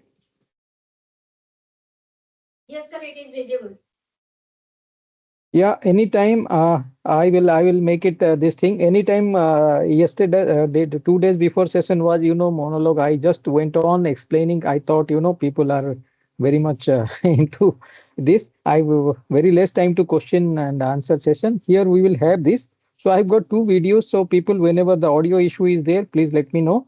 I'll start with wearable devices and real-time health analytics. And since we are talking about emerging trends in health technology itself comes with the word called health. So health aggregator, health, this ecosystem starts with a hospital by, normal definition. I go to the market space, then come back. So the market space also last time I've said, India as a medtech sector is rapidly evolving with a 30 billion industry by 2030. And with that, a lot of government initiatives like Ayushman Bharat, Digital Mission, Make in India, Startup, Niti Aayog, BIRAC, and Atal Innovation Mission, and all these things are there. So budding entrepreneurs and startup guys are going to come, and at the end, after a few, 10, 15 years of experience in industry, precisely 18 plus, I just ventured into my way to think of, let put my feet into the water to know how much deep I can work. So that is where I got into Fidelcia Technologies, and the sector overview. Tech made leadership of India is basically, this $12 billion, what we say in 2024 was by MedTech India is the largest in Asia. But while 35 billion worth of, 2023 is there, so everybody is eyeing what all we can do in the health tech and that space. Health tech is a very big domain. So we can look into, and wearables are even more precise and more interesting and challenging. So let us start with the future starts here. What I say is industry is our is from breaking into the breakthrough. That 1 trillion opportunity is there, because when your economy says this is the money and we say 30, 35, this 1 trillion opportunity is there because too many people are venturing into this, and everywhere gadgets are coming. So what will be there in 2025? Revolutionary health trends in 2025 will be some groundbreaking technology like AI, ML, now IoT, and then sensors all has come. So this is reshaping the and enhancing the efficiency of individuals to success, understand their health information more easily. See, here I took a word called individual. I am aware of my health issue. I am aware of my take. Earlier, my parents would be concerned about me. My friends would be concerned hospital, and this it was others' issue. Now, because these wearable things are there, I'm not a doctor, but I understand what issue I have. So that is what is the revolutionary trends in 2025. That is where the wearables, IoT, MIoT, AIoT, IIoT, I for industry, A for artificial intelligence, M for medical IoT. All these things are coming into picture. If you look at the right side of my slide, it says by 2035, healthcare will be proactive. Okay, so you go from your side only, approach, find out what you want. How do you want to be? More of glamour industries, physiotherapy, gymming and all these things. They are all healthcare part of it. We say wellness industry, not healthcare, but wellness industry. That is how it is. Why now? Costs are breaking the system. See, earlier, everybody was scared about this, but these wearable devices, preventive measures, wellness industry is making, is cost sensitive.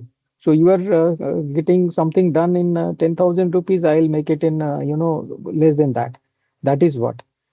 This transformation is about outdated cost. So you go to a city MRI to make it in any big organization like 10,000, somebody else is doing that in 6,000. So you see the cost advantages. He is using a technology, but the printing solution is half of the cost. CT-MRI may be the same cost in the market space. So the printing technology is substituting cost factor here. So like success will require a new operating model. See, this new operating model is like, the point of time, everything was done by a person. Now it's outsourced. You are good at, designing, give it to you. Okay, like recently in an Indian context, everybody is very proud of Indian context of, cheap designing. This cheap designing model we are designing, but models, those are foundry activities done in Taiwan or China or somewhere. They come back here again, they make it. So who is best in that? So you give a franchisee model, you got a tie-up model, you got a what we say service oriented model. So who can provide the service, we give it. The most of the efficient mix and match culture coming into the picture. So that is where I will say, do you believe protect and status quo? All the innovation is divided because you are good in something. We take your help. Earlier it was like me and I exist, my brand, my name. Only this was there. But now innovation is divided. Somebody sitting in like the IT industry started revolution, helping out India because somebody is sitting in America, sleeping in India. Somebody is working for him. So this innovation is divided. I'll tell you, a pathology lab for Germany, taking 4 hours of difference has been done in Apollo, Hyderabad. And by the time they get up in the evening, they've given midnight, there is a flight, early morning flight, reaches by 4 hours later. Sample has come in the evening, 4 hours later, 8 o'clock to 12 o'clock, 12 midnight, 4 o'clock is the processing time. The next day, the sample results are going. Okay, so it was some point of time visualized by somebody where we all were saying these are a dream here. Why people are talking like this? Be practical, but that was the truth. We could make it. So innovation is this thing. So in this case, I said a super consumer emerges. Super consumer means as a consumer, my demand is more precise because I have a lot of choices. Okay, I'm more precise on what I want and I'm more precise on what technology I'll follow.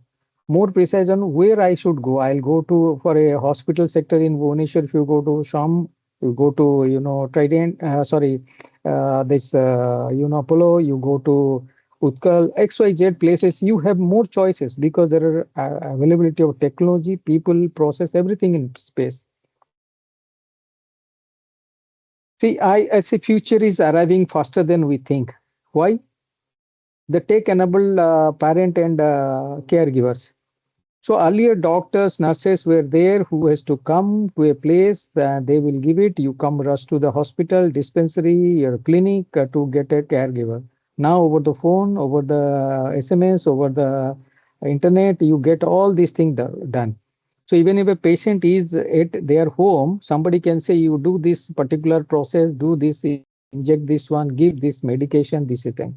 So this burden, keeping older people, somebody has to be watching what all these things are gone.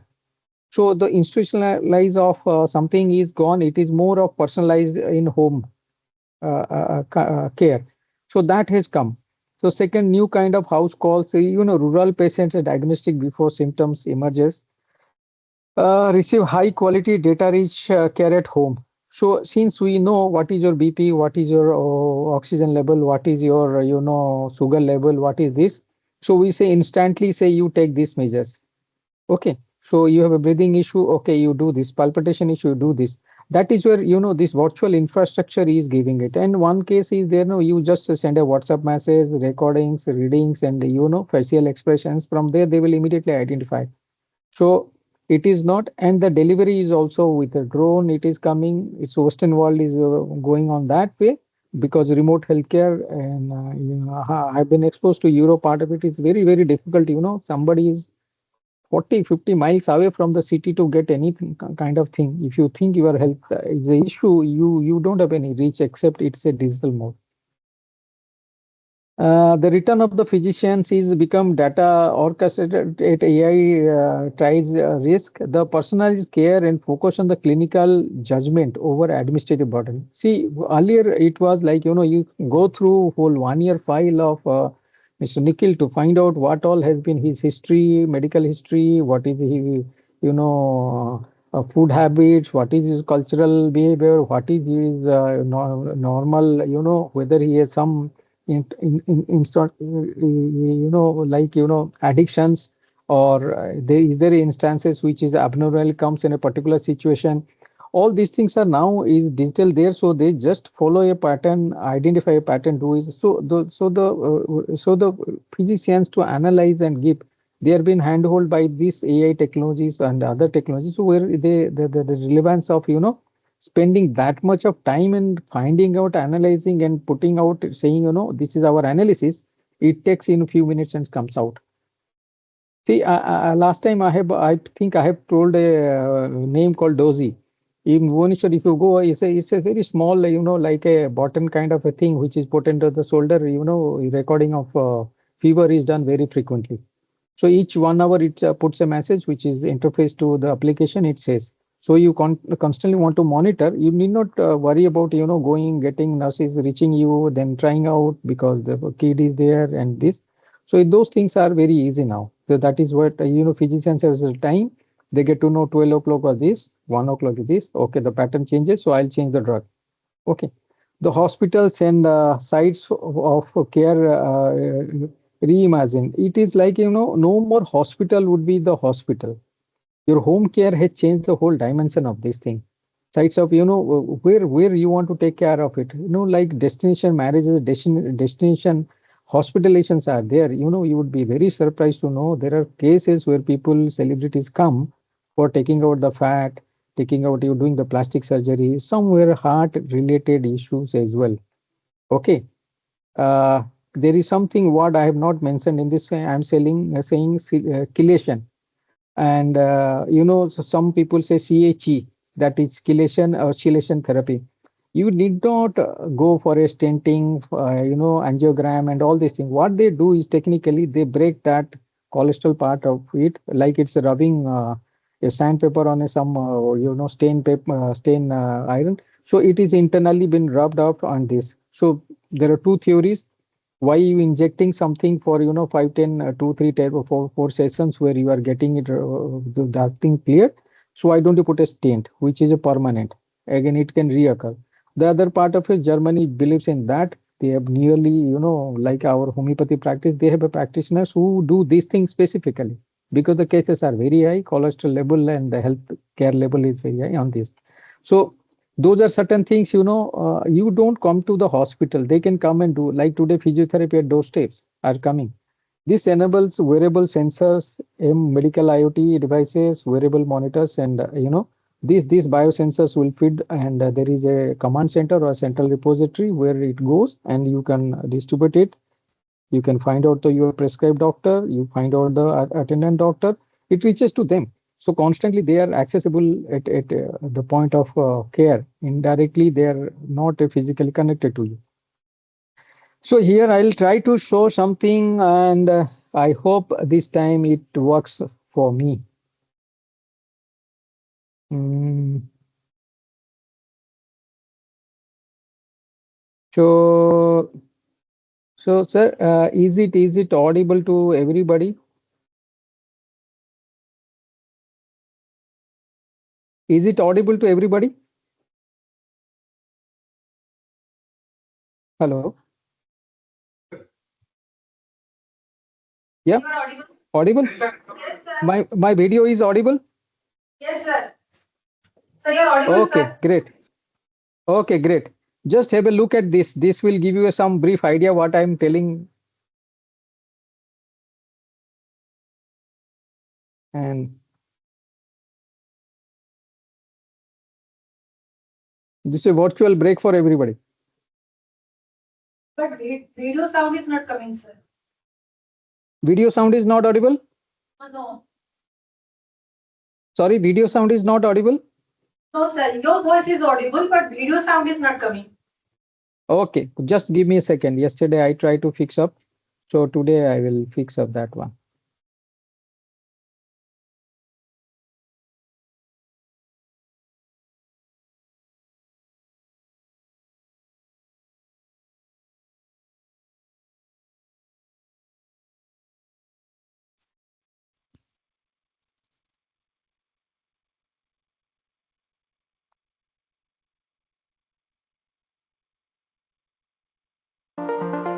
Ma'am, it is audible now? I think it is audible.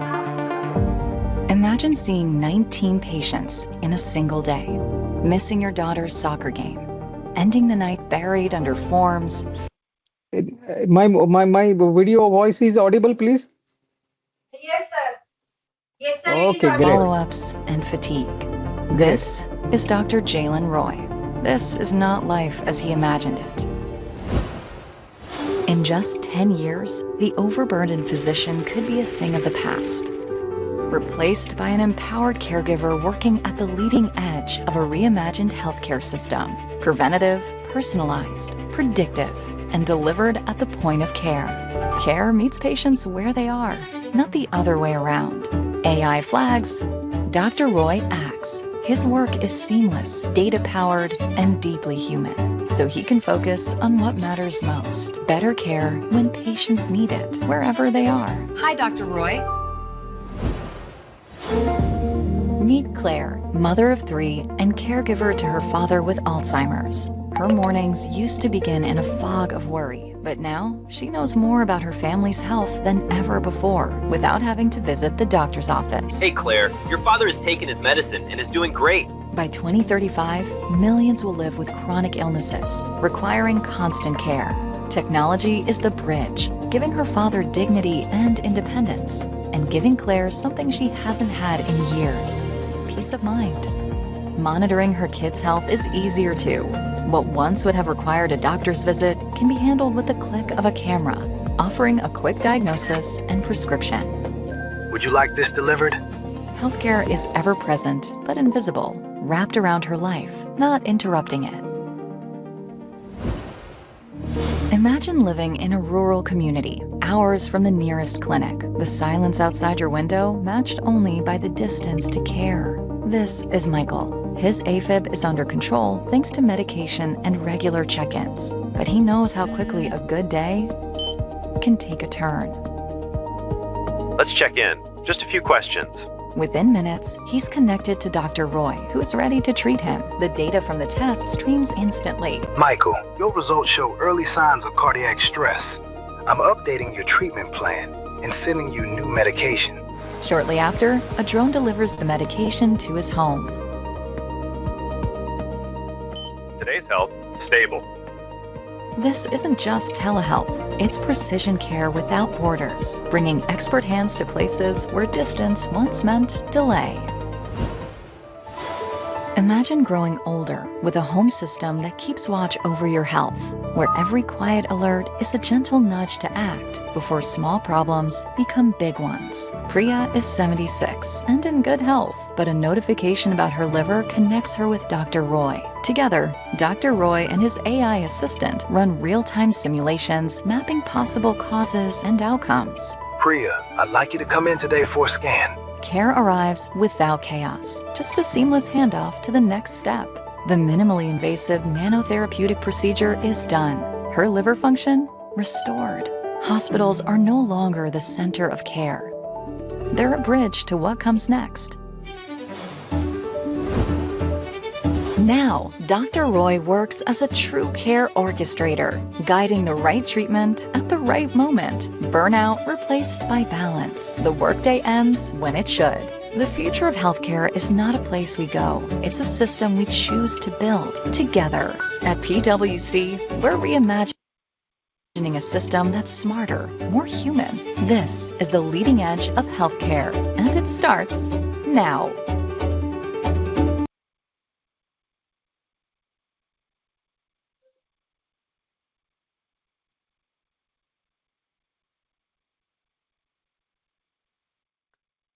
Yep. I think team, it sounded something interesting, or is a time break, people can realize what is how things are going across in the world. Does it make any sense, guys?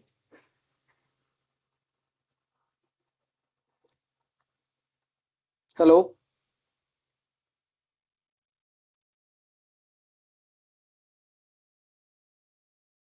Hello, people, team can see my PPT again?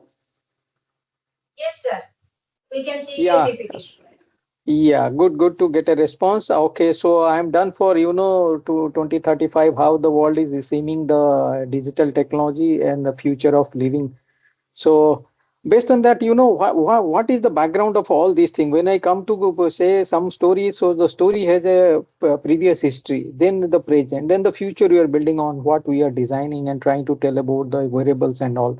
See, wherever it goes, you try to understand one thing, the whole thing, healthcare system, the biology and the physiology of people, then the technology comes into picture where they read it, try to adapt it, try to analyze and depict something. That is what is the outcome of this. So that is that human part of this thing is this biological sequencing and all these things comes in.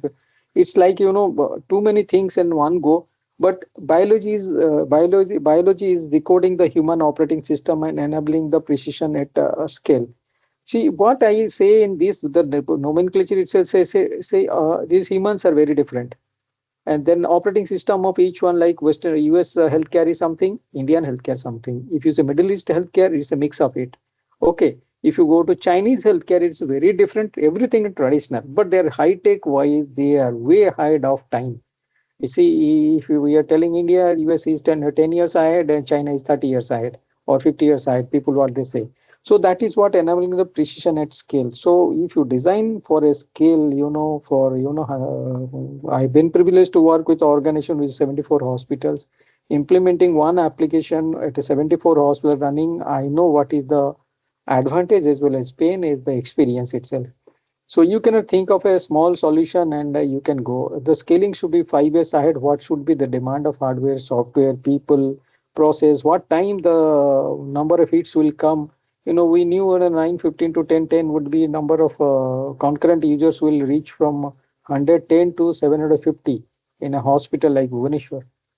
So one door is knocked by 750 people. So the performance issue will come, some other thing will come, indent issue, written clinical analysis, all these things are lab, and lab will hit 3,000 per day, processing by 4:30. So evening, everybody is worried about why system is getting down. So this is a factor which we have experienced. So coming back to this scaling and the precision and the human decoding and all these things. See, healthcare is one where fundamental shift is having reactive treatment to proactive and predictive to personalized care. So you have now health checkups coming up. Every time you see the labs are saying we are doing this kind of tests at this point of time, and there is a scheme for elderly people. There is a heart week, there is a kidney week, there is a breast cancer week, and there is a n number of events they try to do in the camps. That is where a personalized care is coming. What that personalized care, you go from your side, do the test, find out whether you are physically fit, whether your the symptoms are right, your body is reactive or proactive. So oh, okay, reactive means you have some kind of allergy or some treatment is needed, you are you're not confident of a certain kind of a situation, all this. So proactive, you are going your side, trying to check out, then say, okay, this I have a sugar case close to boundary, let me check. And predictive one and personal care, I'll tell you one story. 2% digital twin, which I last time spoke, is basically I've done my DNA test when I'm at the age of 35 to 40.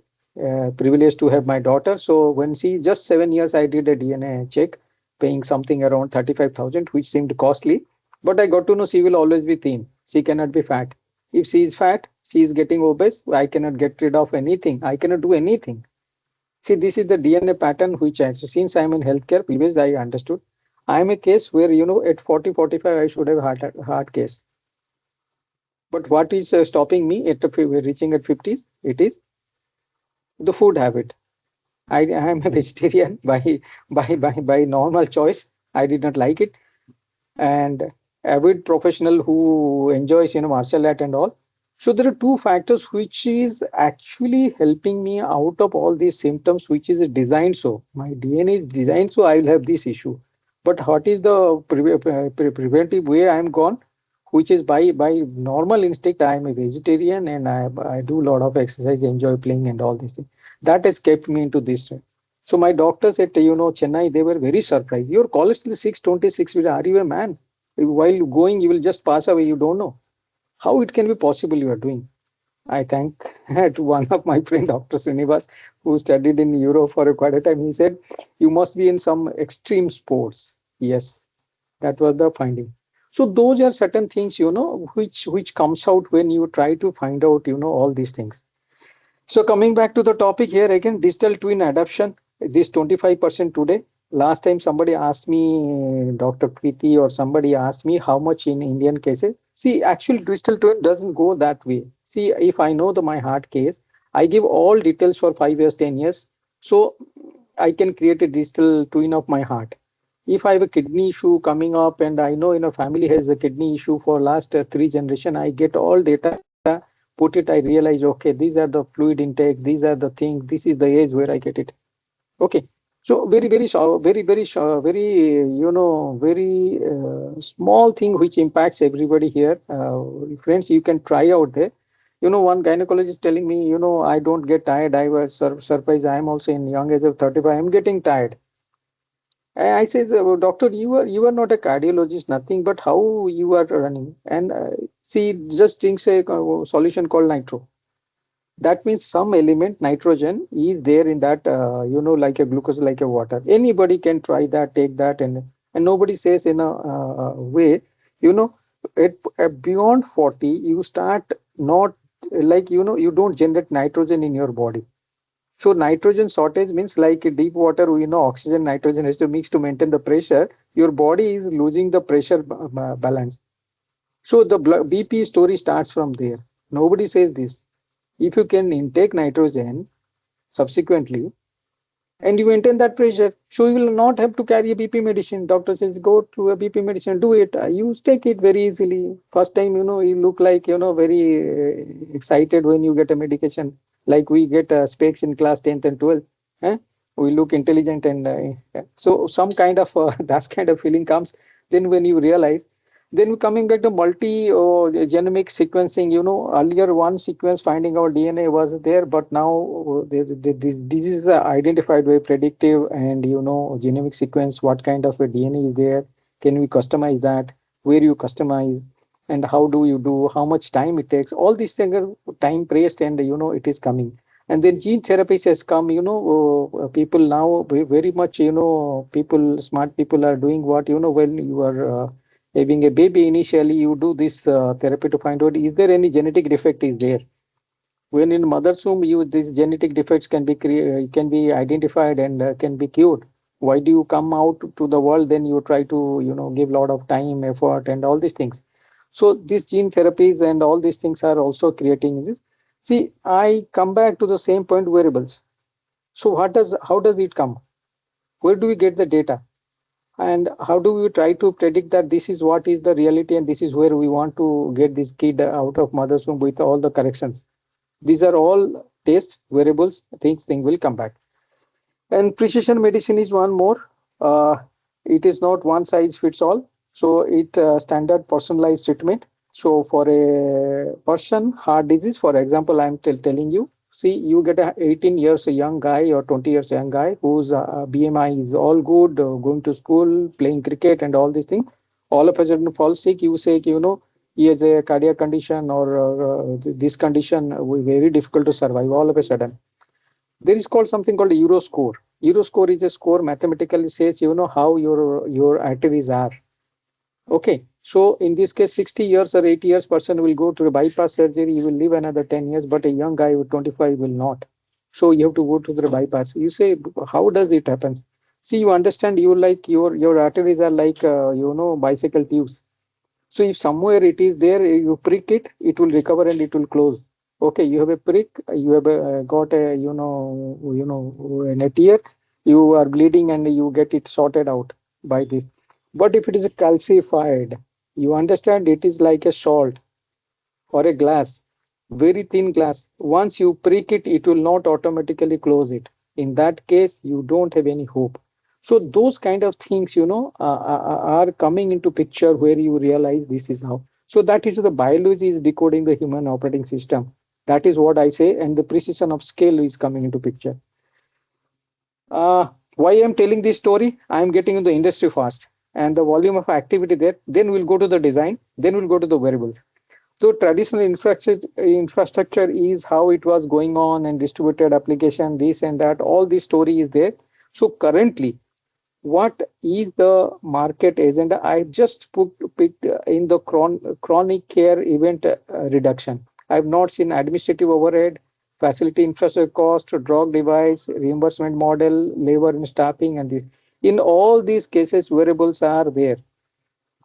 Administrative overheads. We have got sensors. Whenever the patient goes out, OT is off, power is switched off, our machines are switched off. So there is one thing. One person goes out, the other person gets an alert. Or a dashboard says these are the people today on duty. Okay, and one SMS goes to the administrator saying, okay, today Nikhil is not there by 6:30, his duty is off. This thing. So that is where administrative overhead is reducing. If today there are two people are absent in your nursing desk, you can find out who is the other person who can the senior most can identify from our ID. We can find out that. Similarly, we have something you call facility infrastructure cost, also electricity, the security, and all this OT utilization, equipment utilization. All these things are comes into picture. Reimbursement, nothing to say more. And this, now digital cards and insurance agencies, they before you go, all approval and everything is done. Only the processing time is reduced because physical verification not needed, because digital verification, they day by day they can get the documents, reports, and they know what to how much amount they to release. Labor staffing need is same. Low value service eliminations, I will not go. The chronic care event reduction. What is cost reduction in this chronic care? Prevent costly acute events. Suddenly you came, emergency, you realize you had an earlier history, your family had a history, you have to go to MRI, CT, and usually everybody has a history of cardiac issue and brain stroke. Okay. So what you do in those cases? So before coming to that, if you pass on that information or somebody knows or you are digitally connected, you say this his family history is like this, then you are done. By the time you reach, the MRI has to be ready, the OT has to be ready, the doctor has to be. So that is what is a golden period for heart patient, 40 minutes. The time you realize that you got a heart stroke, rush to the hospital, 40 minutes is the time where your artery is not ruptured. So you do that. This hospital stays, ED visits, and NFS admission due or chronic conditions, all these are can be reduced before. What enables us? Use digital twins and predictive models to identify risks before they compound. So last 2 days back, I believe I said about digital twin. This is what is basically is a elementary level digital twin. Is I have all my EMR records, electromedical records from class 10th onwards to this. So then I have, I have a history and they know what is the parameter when what is happening. So in this case, this gives a infrastructure wise, where do we come across and how does this, technology is driving us. So hospitals are shrinking to modular hubs and designed for the most acute cases. Most care shifts into the home, enabled by wearables, implantables, and virtual command centers that orchestrate treatment remotely. See, these command centers I just spoke yesterday, wherever there is a place where around the clock we shift by shift have doctors, pharmacies who can monitor critical patients so that it is like, the soldier watching in the border. So they know these are the cases hospital wise. So that is what it is done. So this is what the new infrastructure says. AI, robotics, and drones configure labor and automating routine tasks. All these things are the next level of our digital. See here, I have said success will require a new operating model. So earlier, traditionally, what the way we are operating, you rush to a doctor, talk to a doctor, doctor is available in OT, waiting time. Then nobody knows what is the normal care has to be taken. No virtual information, so that time has reduced. Rushing to the hospital has reduced. And those things are, that is why the consumer is the first. So before coming, many things are taken care. Even you reach hospital, the insurance is already taken care. The doctor knows who is the junior doctor who can attend you immediately. OT is ready or not. ICU is required or not. This one. Virtual by design. So the default needs to become seamless and trustworthy digital channels. So whatever information is coming, that should be trustworthy. So then, clinics and AI augmented diagnosis treatment can be, completed. So that is what is the advantage we are getting it when we are talking about, success of operating model. Data intelligence is where now we use the AI enabled all activities. Data driven care intelligence hubs will develop clinical engines for personalized care plans. So let us say, like in US and others, community healthcare centers are there. You don't trust to a doctor because you don't get an appointment. You go to the community care center, somebody is a pharmacist is there, or a MBBS doctor is there, or what we say healthcare, associates are there who understand about healthcare, but not doctors. They cannot prescribe. They will guide you what you have to do. So like similarly, if you fit into a pattern of, let's say I'll take an academic wise, you are mathematics strong, you go to engineering. Your biology is strong, you go to medical science. Your mathematics and biology is there, but you don't go to medical science, you go to biotechnology. Okay. So like that, there can be a classification where you can be data driven. Things can say, okay, these are the clusters where this kind of diseases are there. That is where hot maps and heat maps and all these things they take it. Data to act before symptoms appear. So wearables insights are starts taking action and precautions. So if you know symptoms appear, then wearables will say alert, push a SMS, or just say that video is good enough to establish. And this is where the ecosystem comes out with creating certain way of franchising model or startup tie-ups and all these things. So who is the best in the market or in the business, we tie up them for that kind of a service. So medtech future is getting into a sectoral change. What is that? Care without walls. That means we don't rush to the hospital. We get 30-40% treatment by connecting to the clinicians and getting back to the symptoms related medication, guidance, preventive care, wellness care, and home care, and then digital care, including all these things. So in this case, that is the what so the successful sector roles within industry will look different in the next decade. So what all industry will look very different. I'm going to talk about the future of technology in healthcare. So if I look into this line and say, then the design and implementation would be the key of all these success stories. If you cannot think of how to design, what is the backdrop, what data set is needed, how to capture the data set, and how to use the data set, how frequently you have to iterate that, show the turnaround, what is the history, like you have already the medical records of you, the medical incidents of different locations with a similar disease, there should be a pattern. So those things are coming into Meditech, future. So something very interesting is the brain-computer interface between the patient and the device. The remote monitoring, robotics, and neuromodulation of software and connectivity define the competitive advantage. The last slide, I have got some video to show, but I don't know how far. It is really very interesting to see how does the patterns are coming.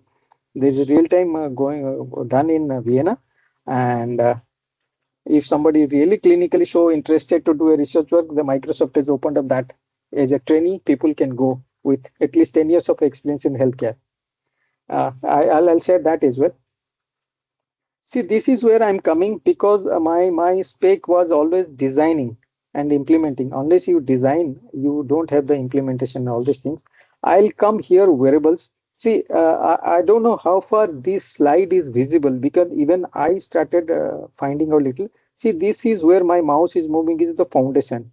This is where our contextualization we do. So for a particular scenario, what I say, for a condition, particular scenario, I design. So this is where interoperability is. These are the building blocks. So first is the intended beneficiary. Who is the intended beneficiary?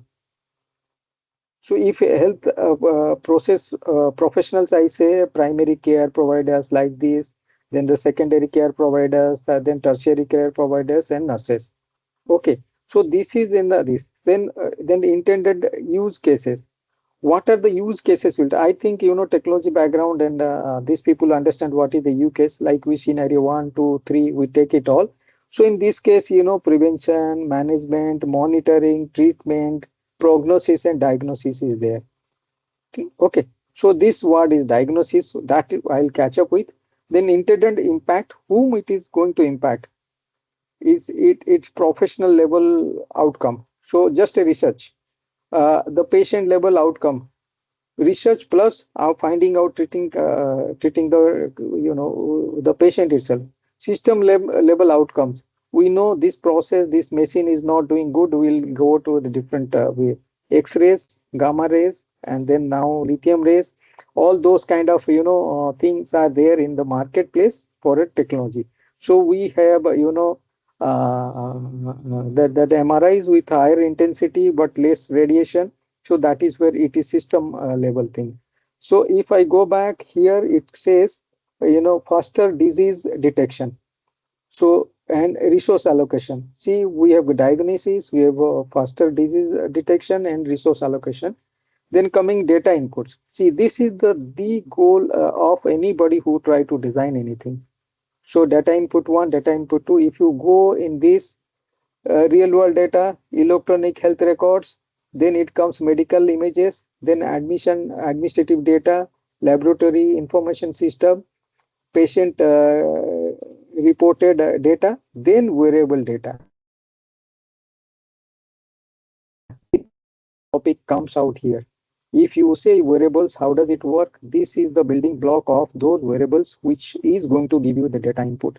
So my connection of showing this, all these, previous things is basically if you are in sync with me, where the wearable concept comes into picture. How does it apply? What is the industry speaks and how the academicians will look into. If I am having the right data, no noise data, then I am on the path. Then I find out a pattern. So driving technology, so AI, ML, deterministic software, these, that, I'll not go here that. This is where, neural networks comes into picture. Before that, artificial intelligence comes in. And this is the line where we'll say wearables with artificial intelligence, neural networks with a diagnosis and resource allocation, and faster disease detection is the core of all wearable design. So driving technology over, then access platform. Where do you access? Mobile phones, browsers, virtual or augmented reality, AV, VV, and hospital IT software. So this is where the wearables comes back, sits here. So from hospital to wearables, wearables to hospital. If that interoperability is there, then you are done. So this is where interoperability story comes. Very low access, data relatives is there, then barcode data exchange is there, then workflow integrity is there, semantic interoperability is there. So this data exchange is a different concept altogether. Healthcare exchange we talk, it is a different big time topic to talk about. But I'll give a brief. When we say the insurance and the mobile phone, there is a different providers are there. They talk to each other with an internal protocol of interoperability. Similarly, when you have a disease, you got an insurance and a disease code is there. So there are 3-4 disease code, ICD-10, ICD 9.0, SNOMED, and all these things are. So it talks about what kind of disease, what are the internal related symptoms. Apart from that, what are the organs it is related, and what are the procedures it is supposed to be done. So in those cases, these things will come into picture. So I'll go back to our topic of wearables here. Okay. So now you've got a data source, you've got a disease and faster disease detection and diagnosis.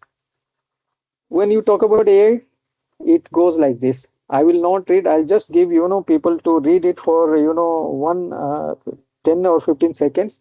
So basically, it revolves around risk-based classification framework, risk-based or purpose-based. If you say evidence requirements are there, so research diagnosis, accepted endpoints, and evidence thresholds and uncertainty.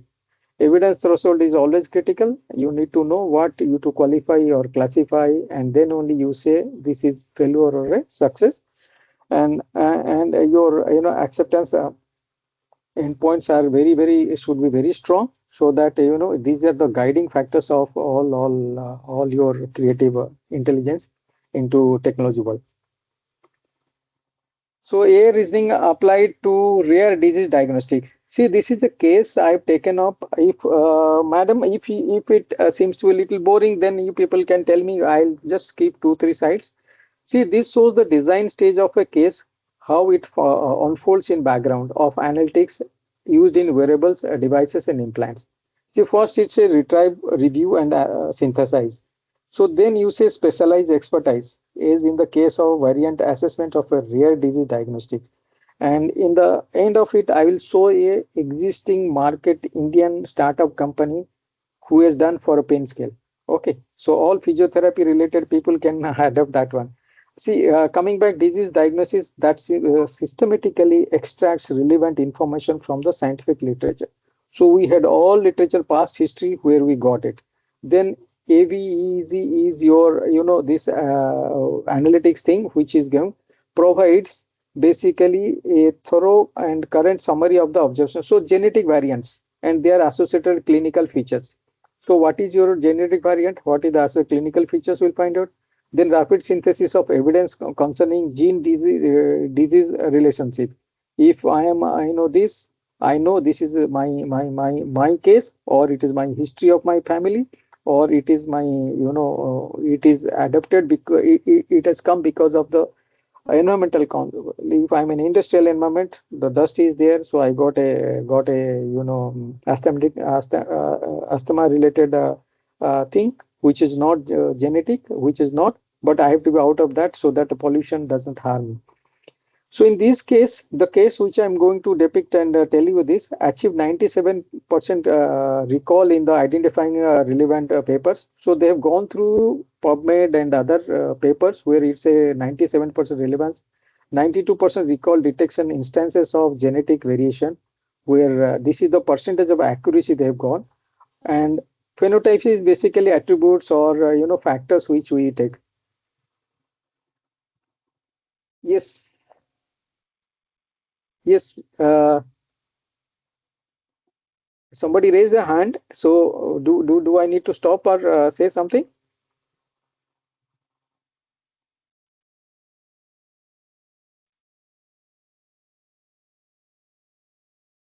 Okay. Yeah. Is there anybody who raised a hand for some reason? Okay. No issues. Ah. So when tested with analytic, there are rare disease cases analysis. EVAGG reduces review time by 34%. That is what earlier we told, if you have all cases, instances, and history, that the review time of doctor clinicians reduces by 34. There are certain kind of mathematical algorithm, and these things are there, which way I will not take it here. I'll just show you the fair structure, how it is designed, and the back of variables. See, the first step of design is basically what we say, rare disease. This is gene disease relationship is identified, this is GDR. Okay, workable, your working group symptoms is there here. So here analyst manual literature review starts, then they PubMed, then final relevant variant patients, they find out, curate information about variants. So they have got this thing, then it's feedback, repeat of all the diagnosis, the diagnostic candidates. So this cycle goes on. By the time they come to query many genes at once, so instead of one by one, manually what earlier was done, say there are multiple gene related things. So module one is paper selection, then observation, content extraction. So they selected things, then you say, see, that is what we do for anything. You get a scenario, you case studies, and then you try to build up the story. So intended use case for rare disease genomic cases analysis done like this first step. Then analysts experience using its impact on their workflow. So this is EVGG is nothing called evidence aggregator. So this is where we are aggregating the evidence. So the name of this project or this has been given like this. Okay, this evidence aggregator is creating all the kind of data which we talk about or earlier spoken. So this is design first step. Second page, user query, gene symbols. So first you do module and paper selection. Module 2 is observation finding. Module 3 is context extraction. So how do they do that is step by step is there. But if you see prevent papers and metadata, relevant papers and metadata. So you have got module 1, module 2, module 3. So in the backdrop of any wearable or design of a product, you don't see this kind of a thing. You just see application, go type, do this, that is there. So it is so intelligent it is there. So in this case, you ligands and ligands, you have single elements and all. See, this is what is the design part of it. I'll come to the next level where it says, relevant papers, observation. This is where evidence aggregator says papers, individual ID, the patients, their parameters, all these things are there. If you look into this figure, you have structured evidence and aggregated. So you get a pattern, you get a overall idea of what is building up. So then next one is the fourth one. Fourth one is like it says the percentage of success rate out of 400 papers deemed relevant out of 44,400. So this is what relevance is there. So 45 genes are calculated detailed content observation individual with genetic variant. So if you are designing something with this, to find out gene disease relationships, what kind of gene has what kind of disease. So this is what is the all your story building up in the backdrop of your AI, ML, IoT, MIoT, IoT, and this. So that is where the digital twin concept is comes. If you have this kind of history, you have this kind of cases identified in India or regionally, or your family history can linked up, they can find out there is a pattern. So these are the cases. It is matching 40%, 60%, 80%. These are the treatments given. So you can go ahead with that one. So this is the total outcome of those things. Uh, how you do query gene, then you paper selection is done, observation finding, context building up. So there are precision and certain kind of data is on calculated data set. So observation findings, you have precision, recall, variant recall, like this. This is a pictorial depiction of how do you do a benchmarking of each stage. So post that you build up. See, this is where it says I have to do a little bit of trick. It is, yeah. See, this is where I'm just rephrasing it. See if you can see this one.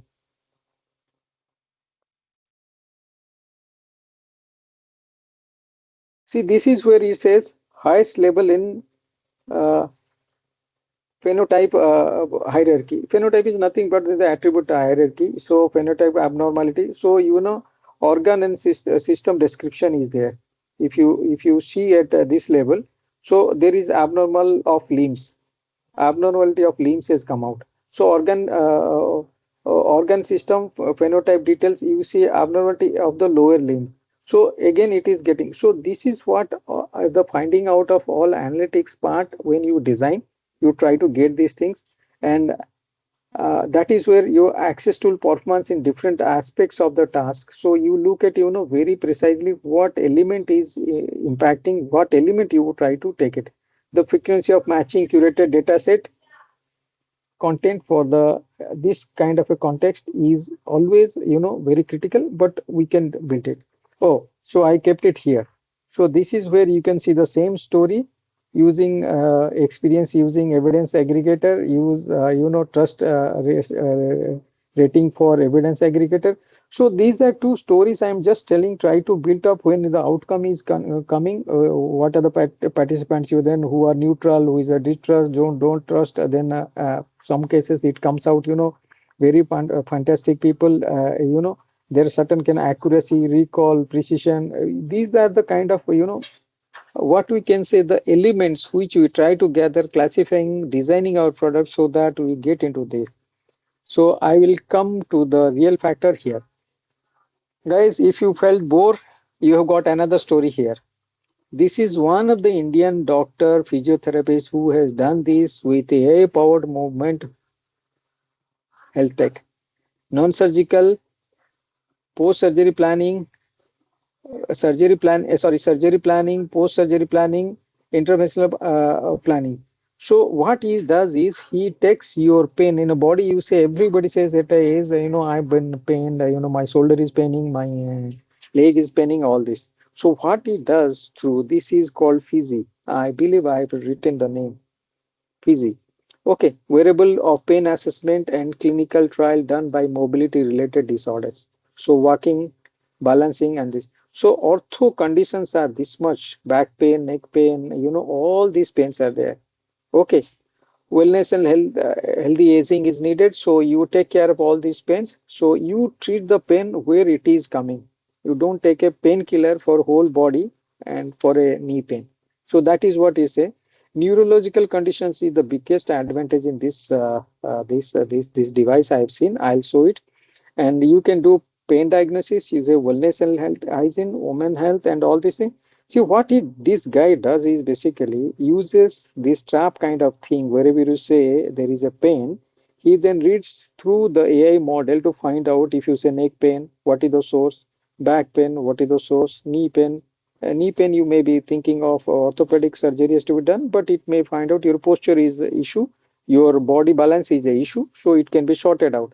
Some muscles is weaker, so you don't load on that. So this is what is one of the thing.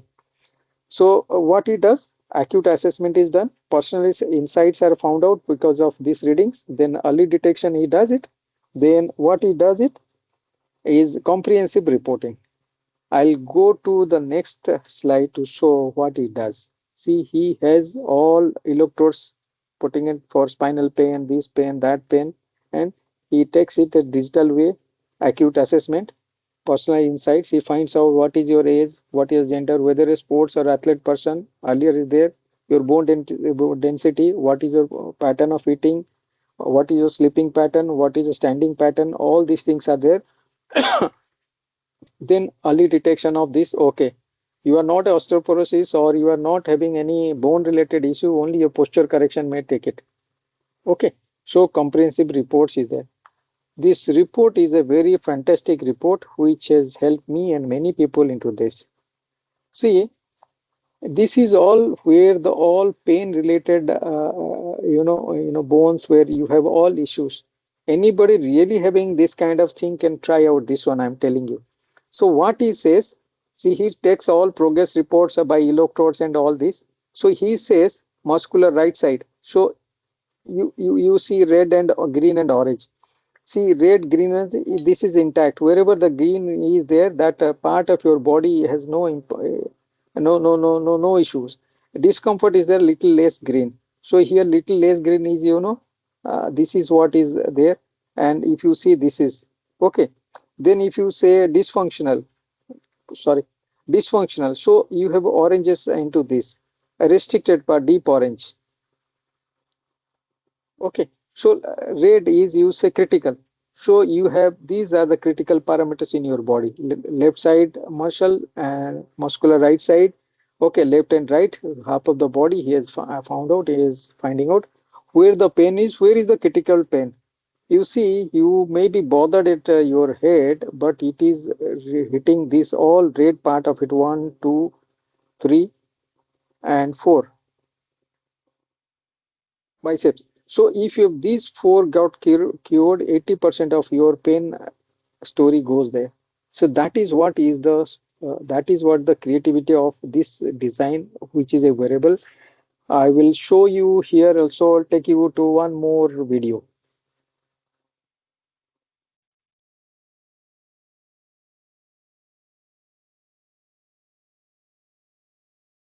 Guys, I I think work it better is. under pressure.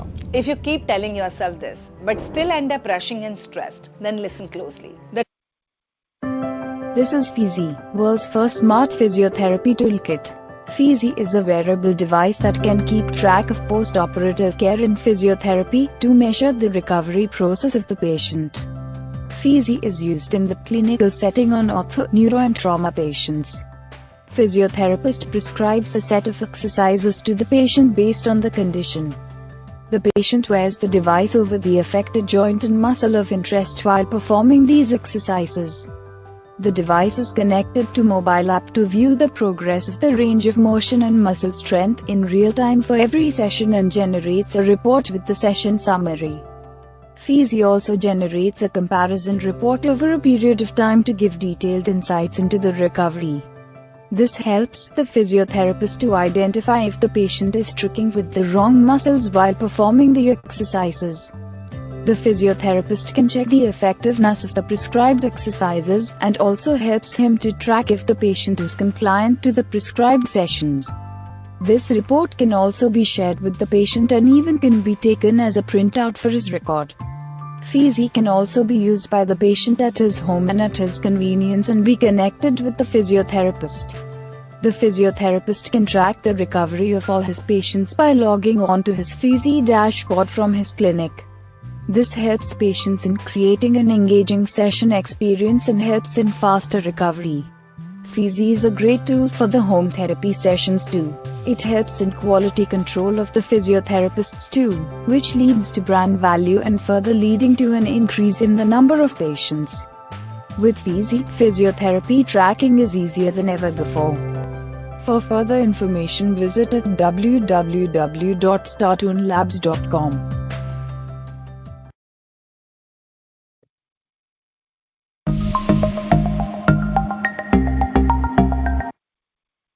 Guys, I will take you through this immediately, and you know,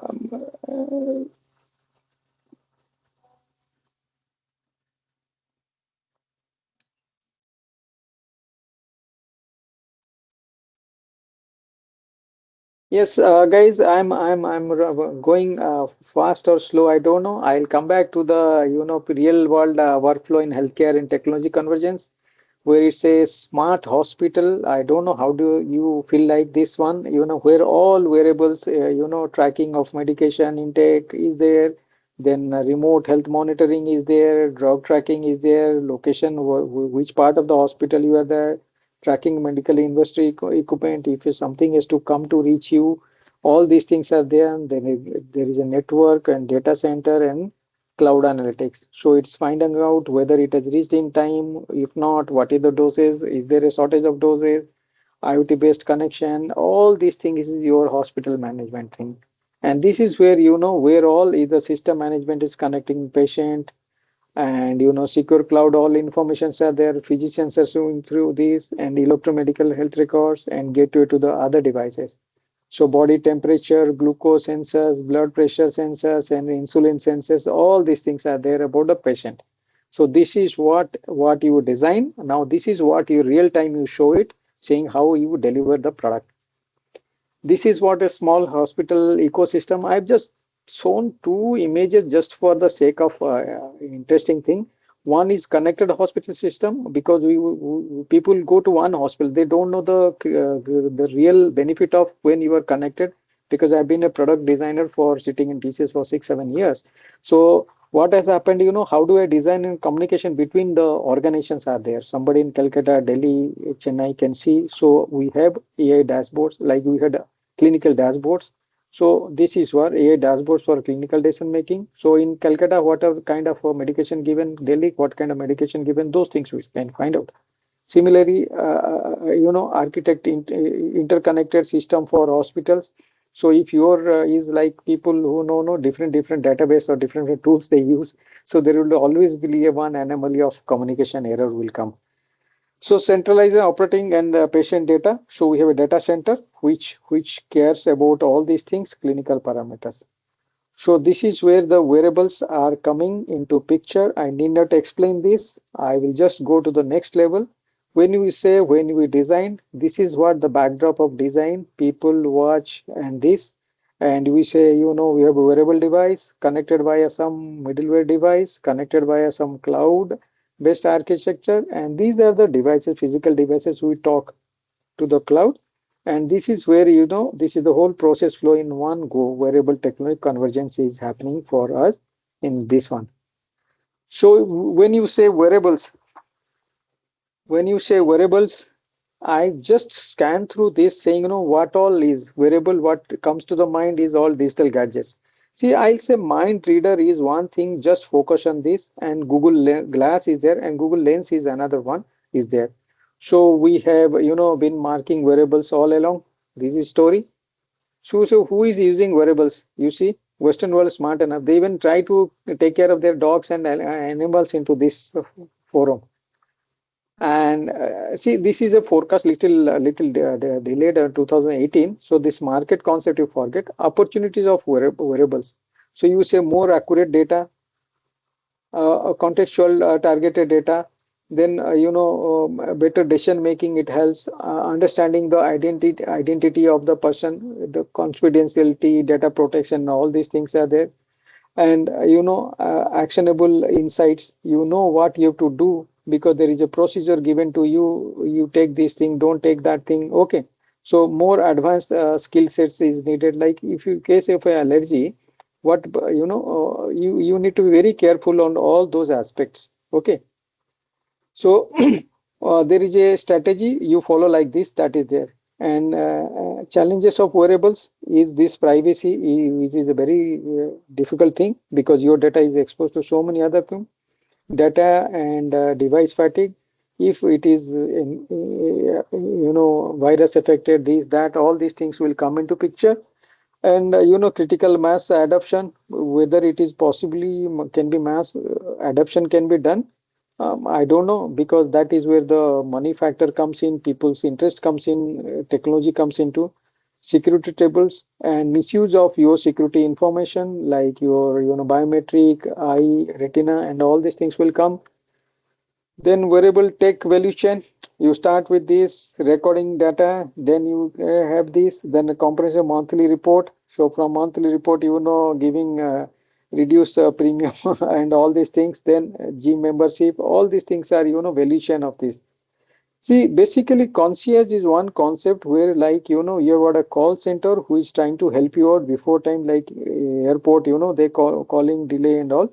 Healthcare has got a concierge system where they says whenever you came, you inquired, you went back, though they want to follow it up. You asking if you have an issue also, because older patient or kids they cannot, cooperate many times of an MRI, CT, certain kind of procedures, fear factor is there. So in those cases, if this concierge comes into following up, you want a help, but you forgot to come. So somebody following up with you, so you try to go. So that is where, if a wearable something which is like now there is card kind of a thing would be given, which is our UHID card, like a credit card chip is there. So basic information is they can, all basic information we are carrying. That is concept is going on. Privacy is a big time issue threat. So people are not adapting it at present. India PDPA rule, privacy rule comes, then they will try. So identity, permission, access controls are the threat factors, which is, one way is the branding significance. You go to Apollo, you get a free Wi-Fi like airport, you go to somewhere else, you get this thing, that thing, all. This is the gamut of things integrated in IoT and sensibles and biosensors and, securities and all. Devices of my world. This is the devices, this is my world and what all we are doing.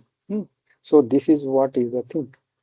So when you say wearables, this is enterprise level. This is when PayPal, which is getting into wearable payment method. These are the new things. Mobile plus your watch, which is getting so instant notifications, large most phone apps and also alarms are there. So there are certain way capturing shots without having to hold a phone. So if you have a scare, you have got a hit in an accident, you can say then wellness manager is telling you today what 10,000 steps. You need to walk another 5,000 steps, and then watch unlock features. So all your watch and other thing which says about this thing is not done, that thing should have been done. So this is where one more Apple Watch gives a lot of insights. And Intel owned fitness tracker basis pack. See, these watches has made the world even more look smarter. So this wearables comfortable. There, all these things are statistical values which we say a story of analytics. So here the dresses are actually smart charts. So temperature, pressure, sweating, blood pressure, heart rate, and muscle tiredness, fatigue, all can be identified from here. Okay, so how many steps it says, pace, heart, and all these things are there. So coming back to this, we have great gadgets to take up something for tech enhanced athletic gears. This is smart mat. So it is there. Then this is the shoe for athletes and gymnasts, which says a balancing factor. What is the load? What is where the animal? This is where the shot has some kind of parameters. It says reads. See, this bionics is very much used in cricket and tennis world to find out how your posture, what is your strength into this. See, bionics comes into that is the way. And I will say the last but one slide where some from futuristic, very futuristic. Even I don't have an answer to this. This is a smartphone which will be on your skin. So there are certain healing chips are there, which I know this is works in a different way. That pulses, current pulses are there. Now it's a 3D smart organs are ears, nose, and all. Where you have got an accident, you use it, which matches your skin and a 3D printed thing, which is comes. Cyber pills are actually we know cancer and radiation patients we give it, and certain kinds of Western world works on this, saying knowing your gut wherever the issue is there. If you have a critically cancer thing with like oesophagus, this and that, they try to know what time it shows the reaction and all. Smart tattoos, I don't know. Next wearables are these drones. It gave me an idea of how this camera sits on your wrist and takes you, all this information, distance away and what all. So this was a very fancy watch kind of a thing, which is come. So these are all wearables. Last but the one which says Google Lens. I believe people know Google Lens. And from Google Lens, Arvind, the eye hospital in Pondicherry, does a wonderful thing with Google. They found out who all will have heart cases, who will have, other eye related cases, who will have memory related issues, at what age they will have this thing, who all will have sugar also, they have found out. So they have got, some gene lens analysis, Google Smart Lens. If you see, it says accuracy, this is the level, low to high. So if you say a comfort or non-invasive, you don't put it any surgery, you put a Google Lens for tracking this thing, this is high. Okay, convenience is high. Then you say reusable, okay, you can reuse it multiple times. Then you say cost effectiveness is moderately costly. We know the Western world is always costly. Then mobility of patients and this continuous reading. So with this, I come to a closer of my topic. This BCI interface, I said, brain computer interface. That is where I will show you something. If I'll take questions first, then I'll come back here. Sir, there is a question from one of our presenter, one of our participant, that is Dipalika Das. How can we ensure the accuracy, reliability, and clinical validity of wearable devices when it is used in the medical decision making? See, actually, yeah, if they can hear me, I will tell always FDI one is FDI approval is needed. So one is that. So that approval is a must for people to get into this. Whatever wearable design you do it, okay. So you have to have that clinically certified by a doctor. See, today I have done something which is a radiology related printing solution where the volume of money reduces to 30-40%. So film is the thing which has to be printed. So for a CT MRI use cost is 8,000, and in any big hospital you go to a diagnosis center, they give it 6,000, but they cannot give in 2,000. The reason is the cost of this thing is there. So this medical grade film has to be there. So we have created one more level of bypassing that printing medical grade, not with the branded products. So the film should be medical grade, but it should not be Kodak, Hitachi and all where you are charging 1,000 rupees. For that it is 200 rupees. So your cost will come to less than 1,000. 2,200. You can like 4,000 would be a 3 to 4,000 would be MRI. Why do you go 8,000? So this cost advantage is coming up. So in that case, the medical grade Europe Union has said, there is a horizon. If somebody is very keen on finding out research and all these things, this investment is for the European Union. So in that case, horizon, if you go reach and find out they've denied, coming 2-3 years, maybe 2027, films will not be needed. They don't want films because the biohazard and biodegradable certification is needed. So what they do, they want PDF papers. So PDF papers means all images will come in PDF. Grayscale has to be there. It's a medical grade PDF, which can expand 100 times. So that will go to you. So you have your imagery, which is you are not carrying after 2-3 months because of heat, moisture, it is got spoiled.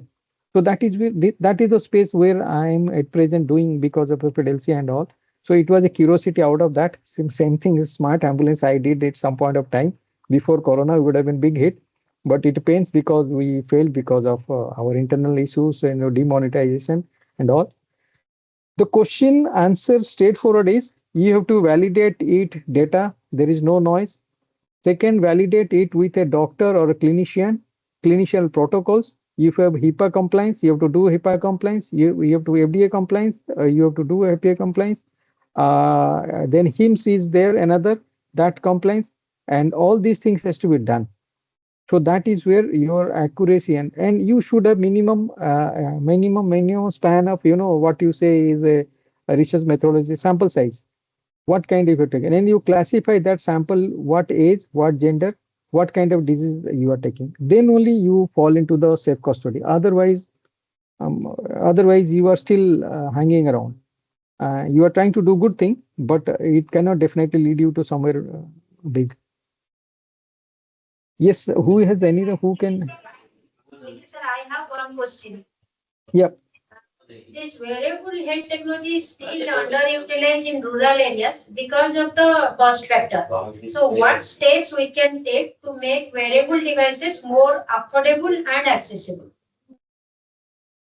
See, ma'am, actually the take is, you have to sensitize them first thing. Okay. And then you have to say what segment you are targeting. Because at the last moment I worked in the strategy. So why they? Because I understand data, I understand the application, I have designed it. I'll say this will not work because this data point is not taken from the source. We are calibrating it and trying to get one data which is, cooked in our kitchen. So it is not the source data where it is. Similarly, what I say, you have to first sensitize them. You get a target customer wearables with low cost. Low cost is not a challenge. Challenge is your clinical trials, like who are your trial patients. If you have got those patients and they are ready to give you the data, and you can, then only it comes.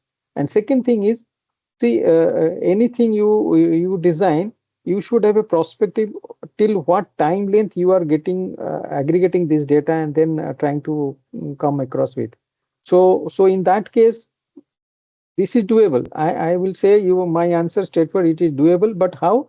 You have to sensitize, find out that segment of people who are ready to cooperate with you, give the data, or get into the your investigation, or experimentation. Then you try to get that data, keep it in a low device resource. Don't get into too much branded thing. First time you can get it, because that is where the quality of the product, quality of the processes are there, and the quality of calibration is there. Because any medical equipment or device, calibration is a issue. You go and take 3 blood tests in 3 different places. I did not answer. I need not to say you, because all 3 reports will say few things similar, few things are dissimilar. Why? The answer is, if you say how come same day, same time I'm giving 3 different diagnostics, my sample results are different?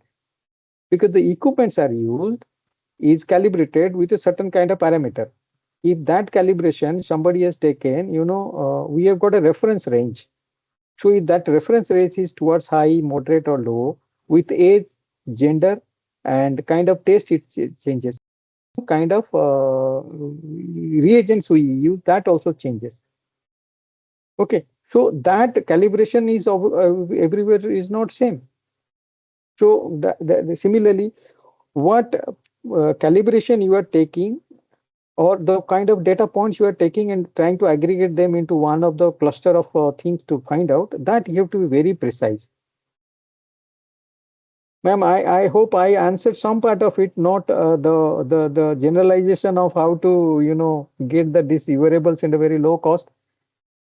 No, sir, your answer is more satisfactory. But thing is that we should not take into consideration the cost factor at the cost of our life. Is No, it so? if you, yes, ma'am, you finish, I'll answer it. Thank you so much, sir. Sir, over to Rasmi, sir. Rashmi sir, I will just share the last slide for everybody, academicians interest. Just give me 1 minute, which is anybody very Yes, sir, keen please. on. Sir, you can go ahead, sir. So this, see, I will just say, because this is where the academicians interest. Oh, sorry, I have not shared it. Yeah, just a second. See, this is what, if somebody really wants to do in healthcare something, you go there, try out. That is where you have this thing. You have this brain computer interface. I will keep it just a minute. So I am on time, or taking out or eating out all your time, I don't know. But this is very interesting stuff. See, this brain computer interface, BCI, say Microsoft research aims at making BCI accessible to the general population. Ma'am, yeah, why? Because why I enforce this is because they are trying to get to the general population, public health, people health. That is in US. India doesn't has that kind of a concept. So here, what they are doing is the brain mapping maps they are taking and doing it. If you want, I'll just show for a second. You can have this link. I'll share you separately, and you can have this. You know, just to see, how good it is that all AI related prospective things are already there.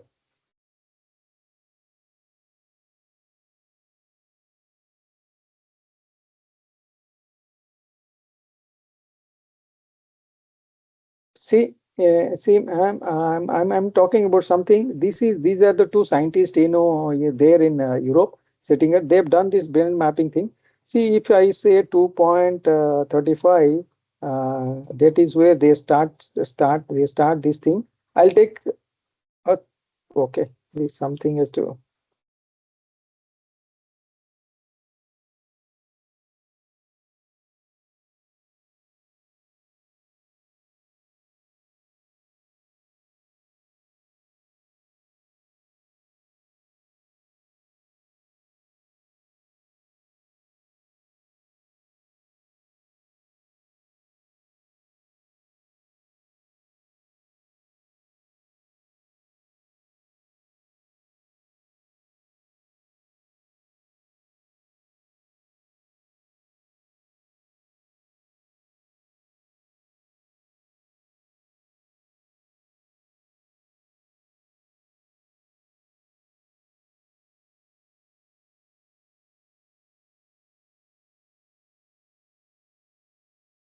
Ma'am, I've just muted their sound. I'm just showing flash by flash. They have created something like this where all sensors, biosensors are there, which is reading.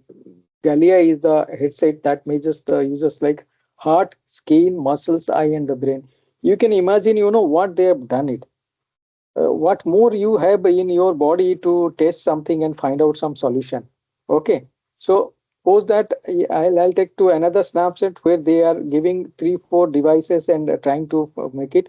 So there are certain kind of audio visual things they are taking, and the solutions are they are designing the device and all.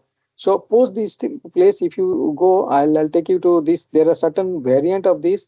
Then they have, see, EEG, EMG, EDA, and PPG and EOG, and all these things are actually they are doing it, and eye tracking. So this is a wholesome product of brain mapping and all these things which they have done it. And after that, what I said, how you design, I was very surprised at the fag end of the day. I could find out this, and you see the outcomes. What software they've used, and this is an open forum from Microsoft. If somebody really wants, he can join and do the research work. But his work experience is 10 years in healthcare. Okay. So what they do, what is being measured? See, sensor type EEG, brain measure, what can be interpreted from the data, attention, emotion, classification, cognitive load, and these things. I did not say something more. I'll just take you to, ma'am, some very interesting factor where they're just doing it, how it has to read the sequence. So yeah. This is where, this red, yellow, orange, green, these are the indicators. Which is red means it's a stressed out part of your eye or heart or this thing. Green is you are cooled off. So these are the sensors which, these sensors here, it shows, these are the sensor active, others are not active now. So you are taking only 5 parameters is capturing, others are not capturing. Like that, they have done it, and they have come out of this thing, and with this, ma'am, I'll stop this show. Thank you for giving me opportunity to talk, and the floor is yours. I thank again, Trident for organizing such a wonderful event, as well as giving me an opportunity. Thank you very much, sir. It was really a wonderful session delivered by you. And you are really narrowed down the concepts with real-time example and practical examples, and with the help of pictorial representation and along with video mode. And it was really wonderful. Hope the participants liked the session today. And we will more happy to have you in the near future for more sessions. So, sir, thank you very much. Thank you all. Thank you so Yes. much, sir, for your insightful session. And you have explained the thing in such a smooth manner that everybody can able to know that what are the different wearable devices right now being used in the market. That concept is very clear to all the participants. Thank you, sir. Thank you so much. Anybody needs people, I'll just type my mail ID as well. So anything is needed, madam, they can reach it to you, and then I will carry forward. Okay. That will be better. You write it down in the chat box, your mail ID, so that any participant have any problem, any issue related to wearable devices, that they can directly contact you. See, I'm open to say in this forum, somebody wants to do a project or something, please come up with that. You know, at present I'm doing some IPR activity, so I'm anybody comes to help me or I can help somebody. It is open. Knowledge is there as long as you use it. Yeah, I say, you know, you use it, reuse it, abuse it, so that you know the strength of the knowledge. So that is where the boundary you have to put it. So my knowledge is open. So I do a open consulting, goodwill consulting I had done earlier when I had been getting salary and companies. Many of known hospitals I've done. So you have any projects or thinking of something, please offload us. We will help you wherever we are. If it is a professional overlapping area, we have to think about consulting. Otherwise, fine. Anybody can come and talk to us without any limitations. I'm openly accessible to everybody. Thank you, sir. Thank you, Thank you, sir.